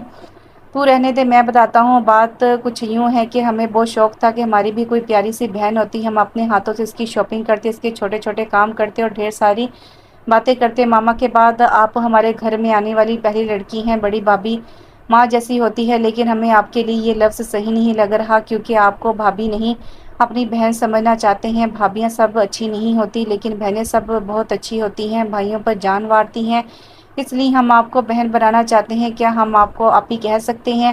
فہام کی باتوں پر وہ عابدہ ہو گئی۔ ہاں ضرور، کیوں نہیں، میرے لیے اس سے بڑھ کر خوشی کی اور کیا بات ہوگی؟ وہ مسکرا کر بولی تو طلال چھلانگ لگا کر بیڈ پر چڑھ گیا۔ آپی یہاں آئیں، کچھ دکھانا ہے آپ کو۔ طلال کے کہنے پر عبرو بیڈ پر بیٹھی تو طلال ایک ایک کر کے تینوں ڈبے کھولنے لگا۔ ڈبوں سے نظر آتی چیزیں دیکھ کر وہ ساکت رہ گئی۔ سب سے پہلے ڈبے میں سرخ اور سنہری رنگ کے امتزاج کا ایک بہت ہی خوبصورت جوڑا تھا۔ دوسرے ڈبے میں سرخ آنچل اور سنہری جوتا، جبکہ تیسرے ڈبے میں مہندی، کانچ کی چوڑیاں اور ایک مخملی سرخ ڈبیا تھا۔ فہم نے ہاتھ بڑھا کر اور ڈبہ پکڑ کر کھولا تو اندر ایک بھاری سیٹ تھا۔ یہ ہماری ماما کا زیور ہے، ہم ان کی ہر چیز سے بہت محبت کرتے ہیں۔ آپ اسے اپنے نکاح پر اگر یہ سب پہنیں گی تو ہمیں بہت خوشی ہوگی۔ ہم بہت محبت سے یہ سب لے کر آئے ہیں۔ تعلیم کی بات کر کے وہ نم آنکھوں سے مسکرا دی۔ میں یہ سب ضرور پہنوں گی، وہ مسکراتی ہوئی بولی تو تینوں بھائیوں کے چہرے کھل اٹھے۔ ہم چلتے ہیں، اب آپ کو کسی بھی چیز کی ضرورت ہوئی تو اسی وقت کہہ دیجیے گا، ٹھیک ہے نا؟ فہم کی بات پر وہ سر ہلا گئی تو وہ تینوں کمرے سے نکل گئے۔ وہ پھولوں والی شاپ پر کھڑا پھول پیک کروا رہا تھا جب اس کی نظر اچانک اپنے پہلو میں پڑی۔ ارے آپ یہاں کیسی ہیں آپ؟ عنایا جو اپنے پھول پیک ہونے کا انتظار کر رہی تھی، جانی پہچانی آواز پر گردن موڑ کر دیکھنے لگی جہاں اس دن والا لڑکا کھڑا تھا۔ سوری، آپ کون؟ میں نے پہچانا نہیں۔ اس کی بات پر فہام شاکڈ بن کر اسے دیکھنے لگا۔ ارے میں اس دن آپ کو اور آپ کے بیٹے کو ہاسپٹل لے کر گیا تھا، بھول گئی آپ؟ اس کی بات پر وہ الجھن بھری نظروں سے اسے دیکھنے لگی۔ آپ کو غلط فہمی ہوئی ہے کوئی، ایکسکیوز می، وہ دو ٹوک الفاظ میں کہتی وہ اپنا پارسل پکڑ کر وہاں سے چلتی نکلی گئی۔ یہ کیا تھا؟ فہام دی گریٹ کو اتنی سی لڑکی چونا لگا کر چلے گی؟ فہام کی حیرت اور بے یقینی تھی کہ ختم ہی نہ ہو رہی تھی۔ چل بیٹا نکل لے یہاں سے، کوئی عزت نہیں ہے تیری، وہ خود سے کہتا اپنا پارسل پکڑنے لگا۔ ویسے اس معصوم چڑیل نے ایسا کیوں کیا؟ اس کے ذہن میں یہ سوال اٹک کر رہ گیا۔ اس نے گردن موڑ کر سڑک کی جانب دیکھا جہاں وہ رکشے میں بیٹھ کر اس کی آنکھوں سے اوجھل ہوتی چلے گی۔ وہ اس محسوس پتھر پر بیٹھی تھی، اس کے ہاتھ تیزی سے پیپر پر چڑھ رہے تھے، ایک ہاتھ میں پین پکڑے تیزی سے پیپر پر گھسیٹتی، دوسرے ہاتھ سے اپنے چہرے پر آئی آوارہ لٹ کو کان کے پیچھے ڈھیستی۔ وہ پوری طرح اپنے کام میں مگن تھی۔ جب وہ اسے دیکھتا اس کے سامنے والے پتھر پر بیٹھ گیا۔ کتنا ہوا؟ وہ ایک دم بولا تو اپنے کام میں پوری طرح مگن نہال چیخ اٹھی، آہ! اس کی چیخنے پر اس کے ہاتھ سے پین چھوٹ کر نیچے زمین پر جا گرا۔ اسے اپنے سامنے دیکھ کر وہ اپنے دھک دھک کرتے دل پر ہاتھ رکھتی خود کو نارمل کرنے لگی۔ نظر اٹھا کر اس کی طرف دیکھا تو وہ حیرت سے اسے دیکھ رہا تھا۔ تم چیخی کیوں؟ وہ واقعی حیران تھا کہ اس کے بلا وجہ چیخنے پر۔ آپ نے ڈرا دیا مجھے، وہ خفگی سے بولی تو وہ مزید حیران ہوا۔ کیوں؟ میری شکل گوریلے سے ملتی ہے کیا؟ یا میرے پیر الٹے ہیں؟ یا میرے جسم کے اوپر جن کی شکل لگی ہے جو تم مجھ سے ڈر گئی؟ وہ طنزیہ بولا تو وہ خامخواہ شرمندہ ہو کر رہ گئی۔ نہیں، وہ آپ نے ایک دم آواز دی تو میں ڈر گئی۔ وہ بیچاری صفائی دینے لگی۔ تو تمہارے کہنے کا مطلب یہ ہے کہ میری آواز اس قدر خوفناک ہے کہ تمہاری چیخ نکل گئی؟ اس کی بات پر وہ بڑکھلا گئی۔ اتنی سی بات کو وہ کہاں سے کہاں لے گیا تھا؟ میرے کہنے کا یہ مطلب بالکل نہیں تھا، آپ غلط سمجھ رہے ہیں، وہ بیچارگی سے بولی تو طالب کو اس پر ترس آ گیا۔ اچھا دکھاؤ کتنا لکھا گیا ہے؟ اس کے کہنے پر وہ اپنی جان خلاصی ہونے پر شکر کرتی ہاتھ میں پکڑے پیپر اس کے آگے کر گئی۔ ارے واہ، تمہاری رائٹنگ تو بہت خوبصورت ہے۔ اس کے یوں تعریف کرنے پر نہال کی آنکھیں چمک اٹھی۔ کیا سچ میں آپ کو پسند آئی؟ وہ اشتیاق سے پوچھنے لگی، پر وہ پرجوش سوال کرنے لگی تو طالب نے مسکراتے ہوئے ہاں میں سر ہلایا۔ ہاں سچ میں؟ اس کی بے تابی پر وہ مسکرا دیا۔ مجھے بہت شوق ہے پڑھنے لکھنے کا، اس کے لہجے سے بھی صاف پتہ چل رہا تھا۔ وہ پر پڑھتی کیوں نہیں آگے؟ تمہیں آگے داخلہ لینا چاہیے۔ اس کی بات پر نہال کی آنکھیں بجھ گئیں۔ جس کے گھر میں کھانے کے لیے 2 وقت کی روٹی نہ ہو، وہ لکھائی پڑھائی کے اخراجات کیسے پورے کرے؟ لہجے میں تلخی کے ساتھ بے بسی میں شامل ہو گئی تھی۔ تم پڑھنا چاہتی ہو نا سچ میں؟ وہ پھر سے یقین دہانی کرنے لگا۔ جی میں سچ میں پڑھنا چاہتی ہوں، پر میرے چاہنے سے کیا ہوتا ہے؟ جب حالات ساتھ نہ دیں تو دل کو مارنا پڑتا ہے۔ اس کے لہجے میں محسوس کی جانے والی بے بسی بھی تھی۔ اور اگر حالات ساتھ دینے لگے تو؟ اس کے سوال پر وہ چونک اٹھی تھی۔ اگر ایسا ہو جائے تو کون کافر پیچھے ہٹے گا؟ حالانکہ وہ جانتی تھی کہ ایسا ممکن نہیں۔ کسی طور پر بھی کس سبجیکٹ میں انٹرسٹ ہے تمہیں؟ وہ پیپر اس کے ہاتھ میں واپس پکڑاتا پوچھنے لگا۔ انگلش، یہ اس کا پسندیدہ سبجیکٹ تھا۔ اوکے، میں کل تو نہیں آ سکوں گا، پرسوں آتے ہوئے انگلش کی بکس لے آؤں گا، BS کی۔ جب داخلے کھلیں گے تو تمہارا داخلہ بھی کروا دوں گا۔ ابھی چلتا ہوں کیونکہ میرے بھیا کی شادی ہے تو گھر پر کام ہے بہت۔ یہ بیگ رکھ لو، تمہارے لیے لایا ہوں، اللہ حافظ۔ وہ اسے کہتا خود تو وہاں سے چلا گیا، پر اسے حیرت میں ڈال گیا۔ کیا میں سچ میں پڑھ سکوں گی؟ وہ خود سے سوال کرتی بے یقینی سی تھی۔ کریم مینشن میں رات کے اس پہر رونق اپنے عروج پر تھی۔ رمضان کے مہینے کے احترام میں عالم انہیں ڈھولکی رکھنے سے سختی سے منع کر گیا تھا۔ جس پر ان کا کہنا تھا کہ ڈھولکی نہیں بجا سکتے، مہندی تو لگا سکتے ہیں نا۔ عالم نے انہیں انکار نہیں کیا تھا کیونکہ وہ چاہتا تھا کہ اس کے بھائیوں کے دل میں کوئی ارمان نہ رہ جائے۔ اس کی شادی کو لے کر وہ اپنے تمام شوق پورے کر لیں۔ وہ تینوں بھائی لکڑی کا جھولا پھولوں سے سجا رہے تھے جہاں بیٹھ کر عالم اور آبرو کی رسم ہونی تھی۔ عالم کو کمرے سے نکلتے دیکھ کر فہام نے آنکھوں ہی آنکھوں میں طالب کو اشارہ کیا، جسے سمجھ کر وہ سر ہلا گیا۔ او شٹ یار، اتنا اہم کام میں کس طرح بھول گیا؟ طالب کی بلند آواز پر جہاں عالم اس کی طرف متوجہ ہوا وہیں باقی دونوں بھی اپنا کام چھوڑ کر اسے دیکھنے لگے۔ کیا ہوا؟ اب کون سا کام بھول گئے تم؟ سب کچھ تو ہو چکا ہے یار، فہام لاپرواہی سے کہتا، پھر سے سجاوٹ میں مصروف ہو گیا۔ بتا بھی دیں بھیا، کیا بھول گئے ہیں آپ؟ طلال کے پوچھنے پر وہ عالم بھی اس کی جانب دیکھنے لگا۔ آبرو آپی کا مہندی والا ڈریس بھول گیا، وہ سر کھجا کر بولتا۔ طلال اور فہام کو آنکھیں پھیلانے پر مجبور کر گیا۔ کیا تم آبرو آپی کا ڈریس بھول گئے؟ وہ بھی مہندی والا؟ یعنی جو انہوں نے 1 گھنٹے کے بعد پہننا ہے وہ والا ڈریس بھول گئے تم؟ فہام کی چیخنے پر وہ سب ہڑبڑا گئے۔ آبرو آپی کون سا ڈریس پہنیں گی ابھی بھیا؟ کتنے شوق سے سب کچھ سوچا تھا ہم نے، اب کیا ہوگا؟ سب خراب ہو گیا بھیا، طلال دکھ سے بولا تو طالب شرمندہ ہو کر رہ گیا۔ کیا ہو گیا ہے یار؟ اگر نہیں آیا تو اب جا کر لے آؤ، اتنا پریشان ہونے والی کون سی بات ہے؟ عالم تحمل سے بولا تو تینوں نے اسے دیکھ کر رہ گئے۔ پریشان ہونے والی بات ہے بھیا، ابھی ہمارا سجاوٹ والا اتنا زیادہ کام پڑا ہے، کیسے مینج ہوگا سب کچھ؟ فہم کے لہجے میں پریشانی ہی پریشانی تھی۔ بھیا ہم کیسے کسی اور کو بول دیتے ہیں لانے کے لیے؟ طلال کی بات پر فہم اسے گھورنے لگا۔ کوئی اور کیوں لا کر دے گا؟ اس کے سوال پر طلال کندھے اچا کر رہ گیا۔ اچھا پریشان مت ہو تم لوگ، میں لے آتا ہوں جا کر۔ عالم نے آسان حل پیش کیا۔ کیا سچی بھیا؟ ان تینوں کے چہروں پر 440 وولٹ کے بلب روشن ہو چکے تھے۔ ہاں میں لے آتا ہوں ابھی جا کر، عالم ان تینوں سے کہتا ٹیبل پر پڑی گاڑی کی چابی پکڑتا باہر کی طرف بڑھ گیا تھا۔ بھیا ساتھ جویلری بھی لے کر آئیے گا، میچنگ والی۔ طلال تیزی سے پیچھے سے آواز لگا گیا تو عالم نے سر ہلا دیا۔ عالم جیسے ہی لاؤنج سے نکلا وہ تینوں خوشی سے ناچتے جناتی کہکے لگانے لگے۔ دیکھا فہم، دی گریٹ کا پلان! ہائے دولہے میاں اپنی پسند سے اپنی ہونے والی دلہن کا جوڑا خریدیں گے، اف کتنا رومانٹک لگ رہا ہے سننے میں۔ فہم پرجوش ہو کر بولا تو باقی دونوں سے تیزی سے سر ہلایا۔ زندگی میں پہلی بار تو نے کوئی عقل والی بات کی ہے فہم، آجا میرے بھائی، ایک جفی اور ایک پپی تو بنتی ہے نا؟ عالم خوشی سے کہتا۔ اس پر جھپٹا تو فہم چیخنے لگا، پیچھے ہٹ بے شرم انسان، کیوں میری عزت خطرے میں ڈال رہا ہے؟ وہ چیختا ہوا اسے پیچھے دھکیل رہا تھا۔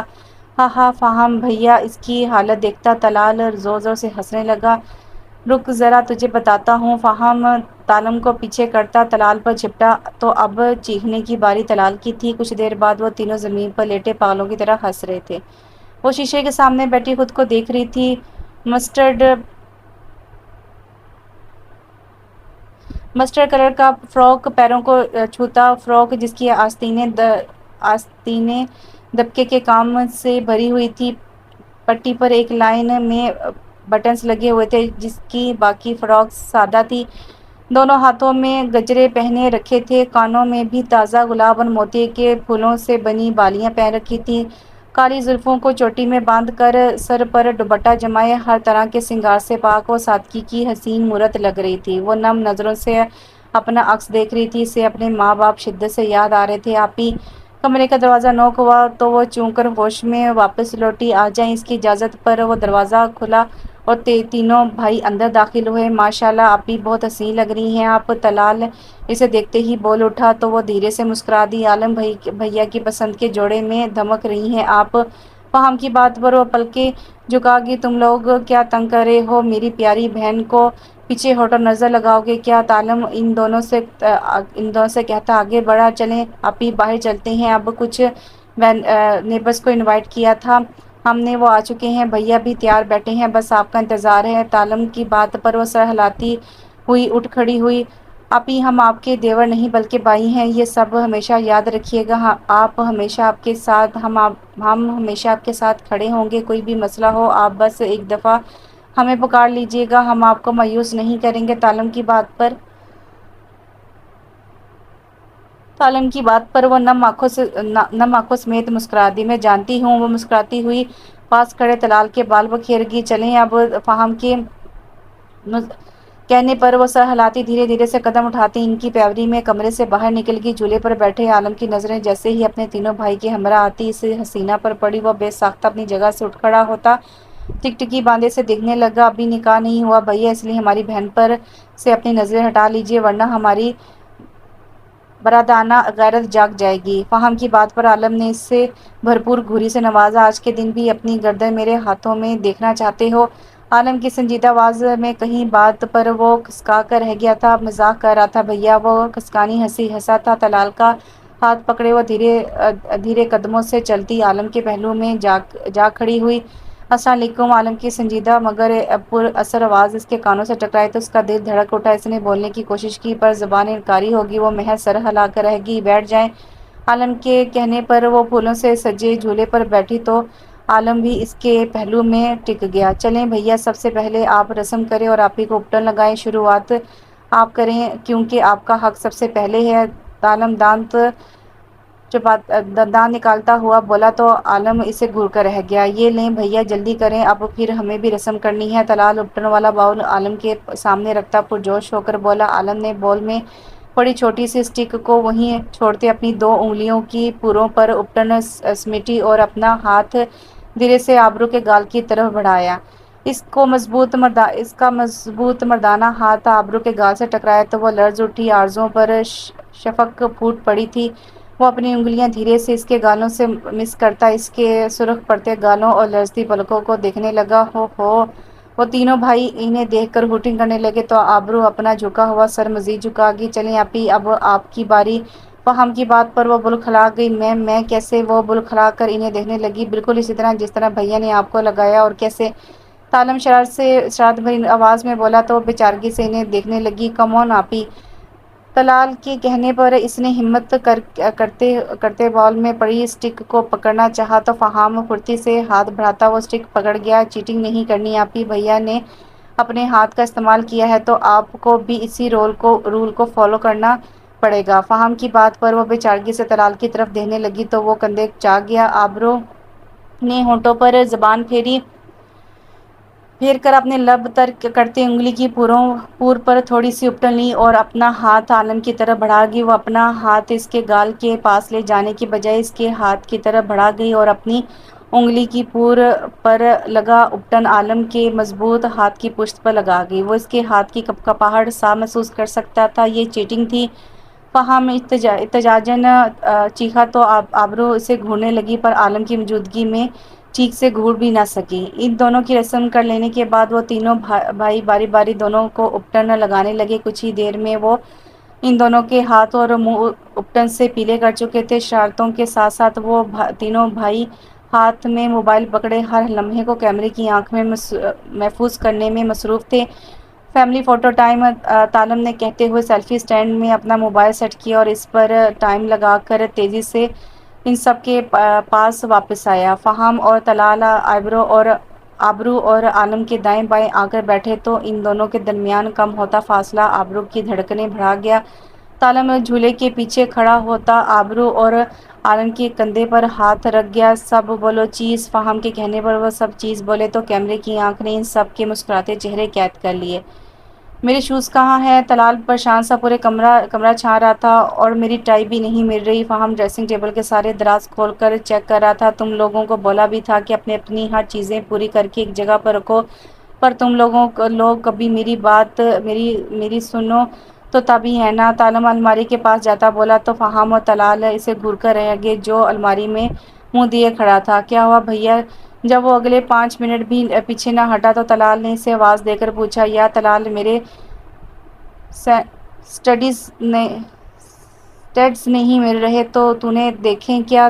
تالم کے سوال پر دونوں بھائیوں نے نظروں کا تبادلہ کیا۔ اپنی چیزیں پوری کر کے ایک جگہ رکھنی تھی نا، پر تم کبھی اپنی زبان قابو میں رکھو تب ہی ہے نا۔ فہم نے اس کی بات پر اس کے منہ پر دے ماری تو طلال کے کہکے پر وہ ان دونوں کو گھور کر رہ گیا۔ آبرو کو تیار کرنے بیوٹیشین آ چکی تھی۔ وہ بھی اپنے کمرے میں کھڑا تیار ہو رہا تھا جب دروازہ نوک ہوا۔ یس، اس کی اجازت ملتے ہی دروازہ کھلا اور وہ تینوں بھائی اندر داخل ہوئے۔ آج دن دہاڑے دروازہ نوک کرنے کی کیا ضرورت پڑ گئی؟ وہ مسکرا کر ان تینوں سے سوال کرنے لگا۔ کیونکہ اب ہمیں عادت ڈالنی ہے نا بھابھی کی موجودگی میں، تو یوں دھڑکے سے کمرے میں داخل نہیں ہو سکتے نا اب۔ طلال کی بات پر عالم نے غور سے ان تینوں کے چہرے دیکھے۔ یہاں آؤ۔ عالم کی بات پر وہ تینوں آگے بڑھے تو عالم ان تینوں کو اپنے سینے میں بھینچ گیا۔ تم لوگ میرے بھائی نہیں بلکہ اولاد ہو، میری ماں اور باپ دونوں بن کر پالا ہے تم تینوں کو۔ تم تینوں کی اہمیت میری زندگی میں ہر چیز سے بڑھ کر ہے۔ یہ کبھی مت سوچنا کہ تم لوگوں کے لیے میرا پیار بڑھ جائے گا۔ تم سب نے اہم اور پیار کوئی بھی نہیں مجھے۔ تم سب سے اہم اور پیارا کوئی بھی نہیں مجھے۔ جان بستی ہے تم تینوں میں میری۔ شادی بھی تم لوگوں کی خوشی کی خاطر کر رہا ہوں۔ میں جانتا ہوں میں تم لوگوں سے جتنا مرضی پیار کر لوں پر ایک ماں یا بہن کی جگہ تو نہیں لے سکتا نا۔ کبھی بدگمان مت ہونا اپنے بھیا سے، نہ ہی کبھی کوئی بات کرتے ہوئے جھجکنا۔ یہ مت سمجھنا کہ شادی کرنے کے بعد میری زندگی میں تم لوگوں کی اہمیت کم ہو جائے گی۔ ایسا مر کر بھی نہیں ہو سکتا۔ میری جان ہو تم تینوں، سمجھ رہے ہو نا۔ وہ محبت بھری نظروں سے اپنے چھوٹے بھائیوں کو سمجھا رہا تھا۔ تالم اور فہم نم آنکھوں سے مسکرا دیے جبکہ طلال باقاعدہ چھوٹے بچوں کی طرح رو رہا تھا۔ ارے چھوٹے بچے ہو کیا اتنے بڑے ہو کر رو رہے ہو یار؟ کسی نے دیکھ لیا تو کیا عزت رہ جائے گی؟ عالم نے اس کا چہرہ دونوں ہاتھوں میں بھر کر اس کی آنکھیں صاف کرتے پیار بھری ڈانٹ پلا کر بولا تو طلال اس کے سینے سے لگ گیا۔ آئی لو یو بھیا، آپ دنیا کے بیسٹ بھیا ہیں۔ عالم مسکراتے ہوئے اس کے بال بکھیر گیا۔ پیچھے ہٹ جا لنگور، بھیا کو تیار ہونے دیا، وقت کم رہ گیا ہے۔ فہام طلال کو عالم سے کھینچ کر الگ کرتا اپنے ساتھ لگا گیا۔ بھیا، اس کے پیچھے لنگور کہنے پر طلال چیخ اٹھا۔ کچھ دیر میں عالم ان کے سامنے تیار کھڑا تھا، سفید کرتے میں،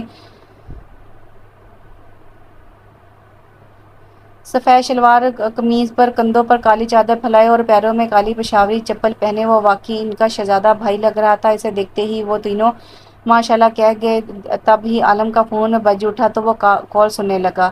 فہام، جاؤ، گیٹ پر میرے گیسٹ آئے ہیں، انہیں ریسیو کرو جا کر اور عزت سے اندر لے آؤ۔ عالم کی حکم پر فہام جی بھیا کہتا باہر کی طرف چل دیا۔ جیسے ہی اس نے گیٹ کھولا، سامنے کھڑے وجود کو دیکھتے ہی اس کی 14 طبق روشن ہو گئے۔ تم جھوٹی عورت، یہاں میرے گھر پر کیا کر رہی ہو؟ اسے سامنے دیکھتے ہوئے وہ چیخ ہی تو اٹھا تھا جو کالے پیروں تک جاتے فراک کے ساتھ زلفیں کھولی چھوڑے اپنی منمونی صورت کے ساتھ اس کے سامنے کھڑی تھی۔ عنایہ اس کے یوں چیخنے پر بلکھلائی کیونکہ اسے اپنی ماں پر چیختے دیکھ کر حمین کا گلا پھاڑ کر رونا شروع ہو چکا تھا۔ اس دن والے پیارے سے بچے پر نظر پڑتے ہی فہام کا دل للچایا تو وہ بغیر کچھ سوچے سمجھے جھک کر اسے اپنی گود میں اٹھا گیا، جس پر حمین اور بھی اونچی آواز میں رونے لگا۔ میرا بیٹا دے مجھے۔ وہ اپنے ہاتھ فہام کی طرف بڑھا گئی پر وہ اسے اگنور کیے حمین کی طرف متوجہ ہوا۔ چپ کرو پیارے بیبی، پھر میں آپ کو چاکلیٹ دوں گا، فہام اسے پچکارتے ہوئے بولا، پر تب اس کی حیرت کی انتہا نہ رہی جب وہ بچہ ایک دم رونا دھونا بھول کر ٹک ٹک کر اس کا چہرہ دیکھنے لگا۔ کتنا ندیدہ بچہ ہے تمہارا، دیکھو کیسے چاکلیٹ کے نام پر ایک دم چپ ہو گیا۔ پر کچھ بھی کہو، تمہارا بیٹا ہے بہت پیارا، بلکہ کہیں سے بھی تمہارا بچہ نہیں لگتا۔ سچ بتاؤ، بچہ چوری تو نہیں کیا کہیں تم نے؟ ایسا تو نہیں کہ کسی کا بچہ چوری کر کے تم اپنی پراپرٹی سمجھ کر بیٹھ گئی؟ وہ اسے مشکوک نظروں سے دیکھتا بولا تو عنایہ چکرا اٹھی۔ اس کے الزامات پر کس قدر لمبی زبان تھی اس شخص کی۔ آپ پلیز میرا بیٹا واپس کریں، مجھے آپ کی کوئی فضول گوئی نہیں سننی۔ وہ تڑک کر کہتی اس کے ہاتھ سے امین کو چھین گئی تو اس کی ہمت پر فہام اسے دیکھ کر رہ گیا۔ پیچھے ہٹے، مجھے عالم سر کے پاس اندر جانا ہے۔ اس کی بات پر فہام چونک کر ایک طرف ہو گیا اور پرسوچ سوچ نظروں سے اس کی پشت دیکھنے لگا۔ اب وہ لاؤنج میں داخل ہو گئی تھی۔ عالم بھیا اسے کیسے جانتے ہیں؟ یہ سوال اس کے ذہن میں گردش کرنے لگا جس کا جواب صرف عالم ہی دے سکتا تھا۔ وہ سر جھٹک کر خود بھی اندر کی طرف بڑھ گیا۔ بھیا، ابھی ایک لڑکی آئی تھی، اندر کون تھی اور اب کہاں گئی؟ وہ خالی کمرہ دیکھتا عالم سے پوچھنے لگا۔ میری سیکرٹری ہے عنایہ، اس کو میں نے انوائٹ کیا تھا اور اب آبرو کے کمرے میں بھیج دیا ہے۔ اس کو میں نے سوچا آبرو کو کمپنی مل جائے گی، اس وقت اسے ضرورت ہوگی کسی ہمراز کی۔ عالم کی بات پر وہ سر ہلا کر رہ گیا اور پھر دیکھتے ہی دیکھتے نکاح کا وقت بھی آ پہنچا۔ نکاح میں ان چاروں بھائیوں اور آبرو کے علاوہ صرف عنایہ اور عالم کے 3 دوست تھے۔ نکاح خوان کے آتے ہی عالم نے فہام اور تعلم کو آبرو کے کمرے کی طرف بھیجا تاکہ وہ اسے باہر آئیں۔ نکاح کا انتظام گھر کے کشیدہ لان میں ہی کیا گیا تھا۔ کچھ پل کے بعد وہ اسے تعلم، فہام اور عنایہ کے ہمراہ وہاں آتی دکھائی دی تو وہ اس کے احترام میں بے ساختہ اٹھ کھڑا ہوا۔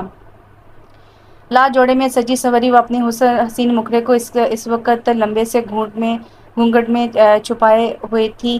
وہ آ کر جالی کے دوسرے پار بیٹھی تو عالم بھی اپنی جگہ بیٹھ گیا اور پھر کچھ ہی دیر میں وہ 2 اجنبی لوگ نکاح جیسے پاک اور اٹوٹ رشتے میں بندھ چکے تھے۔ وہ لرزتی کانپتی بے چینی سے اپنے دونوں ہاتھ مس رہی تھی۔ کھانا کھانے اور پھر تصویریں بنانے کے بعد طلال اور عنایہ اسے عالم کے کمرے میں چھوڑ کر جا چکے تھے۔ اس کی زندگی میں ایک دم اتنا بڑا بدلاؤ آیا تھا، وہ خود حیران تھی۔ اس کا دل بے تحاشا گھبرانے لگا تو وہ چہرے کے آگے پڑا گھونگھٹ الٹا گئی۔ ٹھیک اس وقت کمرے کا دروازہ کھلا تو وہ بلکھلاتی ہوئی گھونگھٹ واپس چہرے پر گرا گئی۔ عالم اندر داخل ہوا، اپنے پیچھے کمرے کا دروازہ لاک کر گیا، پھر دھیرے دھیرے بیڈ کی طرف قدم بڑھانے لگا۔ وہ اس کے قریب بیڈ پر آ کر بیٹھا تو آبرو بے تحاشا خود میں سمیٹنے لگی۔ السلام علیکم، اس نے بھاری لہجے میں سلام کیا تو وہ منہ میں ہی جواب دیتی محض سر ہلا گئی۔ کیسی ہیں آپ؟ وہ حال پوچھنے کے ساتھ اپنے ہاتھ اس کے چہرے کی طرف بڑھاتا گھونگھٹ الٹ گیا۔ ماشاء اللہ، اس کے چہرے پر نظر پڑتے ہی عالم کے منہ سے بے ساختہ یہ الفاظ ادا ہوئے تھے۔ وہ دھیرے سے اس کے لرزتے کانپتے ہاتھوں کو اپنے مضبوط بھاری ہاتھوں کی گرفت میں قید کر گیا۔ اس کے ہاتھوں کو اپنے ہاتھوں میں قید کیا، وہ اس کے چہرے پر جھکتا اس کی پیشانی پر اپنے تپتے ہوئے لب رکھ گیا۔ آبرو لرز اٹھی۔ نکاح بہت بہت مبارک ہو مسز عالم۔ اس کی پیشانی پر عقیدت کے پھول کھلانے کے بعد وہ اس کے کان کے قریب جھکتا، خوبصورت الفاظ میں خوبصورت اظہار سے نواز گیا۔ آپ مجھے مبارک نہیں دیں گی؟ وہ اس کے ہاتھوں کو اپنے ہاتھوں سے سلہاتا اس کی جھکی پلکوں کو دیکھتے ہوئے پوچھنے لگا تو وہ محض ایک پل کے لیے پلکوں کی بار اٹھا کے اس کی آنکھوں میں جھانکنے لگی۔ آپ کو بھی نکاح مبارک ہو۔ دھیرے سے بولتی وہ پھر سے اپنا سر جھکا گی۔ میں جانتا ہوں آبرو، یہ سب بہت جلدی ہوا آپ کے لیے، یہ سب قبول کرنا اتنا آسان نہیں، پر آپ ہر بات دل و دماغ سے نکال کر صرف اتنا یاد رکھیں کہ خدا نے آپ کے نام کے ساتھ میرا نام جوڑ کر مجھے آپ کے جسم و جان کا ساتھی بنایا ہے۔ میرے لیے آپ کی عزت، آپ کی رائے سب سے اہمیت رکھتی ہے۔ آپ کو اپنے شوہر سے ڈرنے یا خوفزدہ ہونے کی ضرورت نہیں ہے۔ اگر آپ مجھے سے ڈریں گی تو مجھے خود پر افسوس ہوگا۔ آپ کو اس رشتے کو سمجھنے اور آگے بڑھانے کے لیے جتنا وقت چاہیے آپ کے لے سکتی ہیں، پر اس کے لیے آپ کو میرے قریب ہی رہنا ہوگا، مجھ پر یقین کرنا ہوگا، سمجھ رہی ہیں نا آپ؟ عالم کے الفاظ، اس کا نرم لہجہ آبرو پر ایک سحر طاری کر گئے تھے، جس کے زیر اثر وہ اس بات میں سر ہلا گئی تو عالم اپنے ہاتھوں میں دبے اس کے نازک ہاتھوں پر جھک کر اپنے ہونٹوں کا لمس چھوڑتا بیڈ سے اٹھ کھڑا ہوا۔ چینج کر کے ایزی ہو جائیں، تھک گئی ہوں گی آپ۔ وہ بیڈ کے قریب کھڑا ہوتا اپنا ہاتھ بڑھا گیا تو وہ اپنا نازک ہاتھ اس کے مضبوط ہاتھ میں دے کر بیڈ سے اتر آئی۔ عالم نے الماری کھولتے ایک جوڑا نکال کر اس کے ہاتھوں میں پکڑایا، جسے تھام کر وہ باتھ روم کی جانب بڑھ گئی۔ فریش ہونے کے بعد وہ واپس آئی تو کمرے میں اندھیرا چھایا تھا، صرف نائٹ کلب کی مدھم سی روشنی کمرے میں پھیلی ہوئی تھی۔ عالم چینج کر چکا تھا اور بیڈ پر دراز تھا۔ دروازہ کھلنے کی آواز پر اس نے اس سمت دیکھا جہاں وہ گلابی رنگ کے نائٹ سوٹ میں کھڑی ایک چھوٹی سی بچی لگ رہی تھی۔ اس نے ہاتھ کے اشارے سے اسے اپنے پاس بلایا۔ وہ جھجکتی ہوئی بیڈ کی دوسری سائڈ پر آ کر بیٹھ گئی۔ لیٹ جائیں، کافی وقت ہو چکا ہے، اب ہمیں سونا چاہیے۔ عالم کی بات پر وہ زور و شور سے سر ہلاتی کنارے پر لیٹ گئی، پر دل کی دھڑکنیں تو تب رکی جب وہ اسے بازو سے پکڑ کر کھینچتا اپنے سینے پر گرا گیا۔ آپ کی جگہ یہاں ہے، اس کو اپنا مسکن سمجھے۔ وہ اس کا سر اپنے سینے پر رکھتا اس کی کمر کے گرد بازو پھیلائے اسے اپنا ساتھ لگاتا اس کے کان میں سرگوشی کر گیا۔ وہ تو اس کی شرٹ کو اپنے دونوں ہاتھوں میں دبوچتی سختی سے آنکھیں میچ گئی۔ اس کی حالت پر وہ زیر لب مسکراتا خود بھی سکون سے آنکھیں موند گیا۔ اسے نیند میں ہی کسی کی گہری نظروں کا ارتکاز اپنے چہرے پر محسوس ہوا تو کسمسا کر دھیرے سے آنکھیں کھول گئی۔ اس کی آنکھیں سیدھا اس کی گہری آنکھوں سے جا ٹکرائیں۔ جو اس پر جھکا اسے تکنے میں مصروف تھا، اس کی نظروں کی لپک محسوس کر کے آبرو جھجک سی گئی۔ ایک ہی رات میں وہ انسان اس کی وجود کے ساتھ ساتھ اس کی ہر آتی جاتی سانس پر بھی دسترس پا گیا تھا۔ پلیز پیچھے ہٹیں پلیز۔ وہ اس کے سینے پر اپنا لرزتا ہوا ہاتھ جما کر اسے پیچھے کرنے کی کوشش کرتی ہوئی بولی تو عالم نے اس کا لرزتا ہوا ہاتھ اپنے مضبوط ہاتھ میں تھام گیا۔ اور اگر پیچھے نہ ہٹوں تو؟ اس کی اشارے سے پوچھنے پر آبرو نے حیرت سے نظریں اٹھا کر اسے دیکھا۔ عالم جیسے سنجیدہ انسان سے وہ کسی قسم کی شرارت کی توقع نہیں کر سکتی تھی۔ سحری کا وقت ہو گیا ہے۔ وہ اس کی توجہ سامنے لگی گھڑی کی طرف کروا گی۔ تو آپ کو اپنے نئے نویلے شوہر کے لیے سحری بنانی ہے کیا؟ عالم کے سوال پر وہ تیزی سے اس بات میں سر ہلا گئی، پر میں تو ایسا ظلم نہیں کر سکتا۔ میری نئی نویلی دلہن جس کے ہاتھوں کی مہندی ابھی بھی تازہ ہے، اسے کھانا بنواؤں؟ عالم بھاری آواز میں کہتا اس کے حنائی ہاتھ کو تھام کر اپنی ناک کے قریب لے جاتا گہری سانس بھرنے لگا۔ وہ مہندی کی مہک کو اپنی سانسوں میں اتارنے لگا۔ عالم پلیز۔ وہ سانس لینے میں مہال ہوتی بے ساختہ اسے نام سے پکارگی۔ عالم اس کی پیشانی پر بکھرے بال ہٹا کر اس کی پیشانی پر جھکتا وہاں اپنے لب رکھ گیا۔ اس کے پاس لمس سے سکون محسوس کرتی آبرو آنکھیں موند گئی۔ ایک بات ہمیشہ یاد رکھیے گا آبرو۔ وہ آبرو کا ہاتھ اپنے دل کے مقام پر رکھ گیا۔ آپ کو اپنی عزت بنایا ہے، میں نے پورے دل و جان سے اپنا بنایا ہے، اور آپ سے بھی یہی امید کرتا ہوں۔ آپ سمجھ رہی ہیں نا؟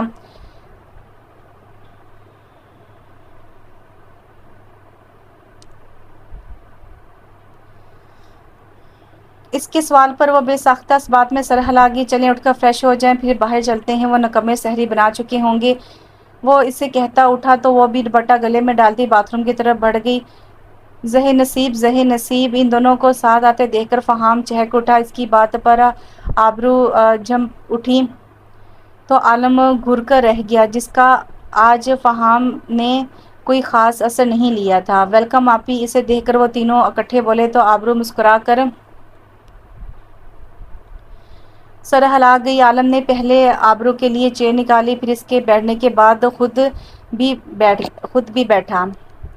آج بڑی اشتعال انگیز خوشبو پھیلی ہوئی ہے۔ عالم نے بیٹھتے ہی ڈائننگ ٹیبل پر نظر دوڑا کر کہا، آج آبرو آپی کی ایز مسز عالم پہلی سحری ہے، اس لیے ہم نے خاص اہتمام کرنے کی کوشش کی ہے، طلال نے پرجوش ہو کر بتایا۔ تو آبرو ان کی محبتوں پر مسکرا کر رہ گئی۔ عالم نے آبرو کی پلیٹ میں چکن چنے ڈالے تو وہ پوڑی کے ساتھ کھانے لگی۔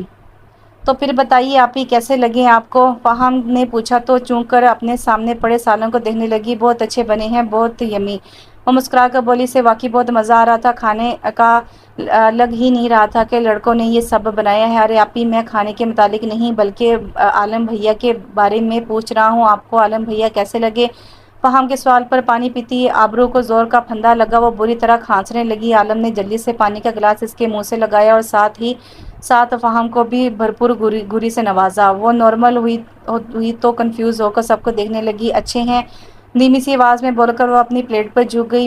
ہیں اتنا بڑا ظلم، کھانا بہت اچھا تھا اور بھیا صرف اچھے ہیں، اتنا کھلم کھلا تضاد کیوں بھائی؟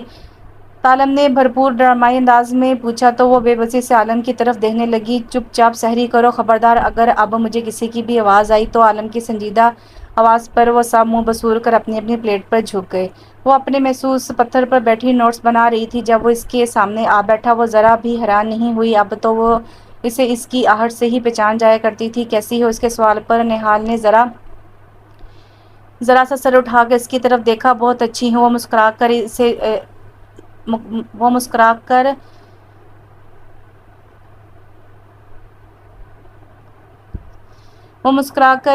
اسے دیکھتی پھر سے نوٹس پر ہاتھ چلانے لگی۔ اس کے کانفیڈنس بھرے جواب پر وہ اسے دیکھ کر رہ گیا۔ یہ لو۔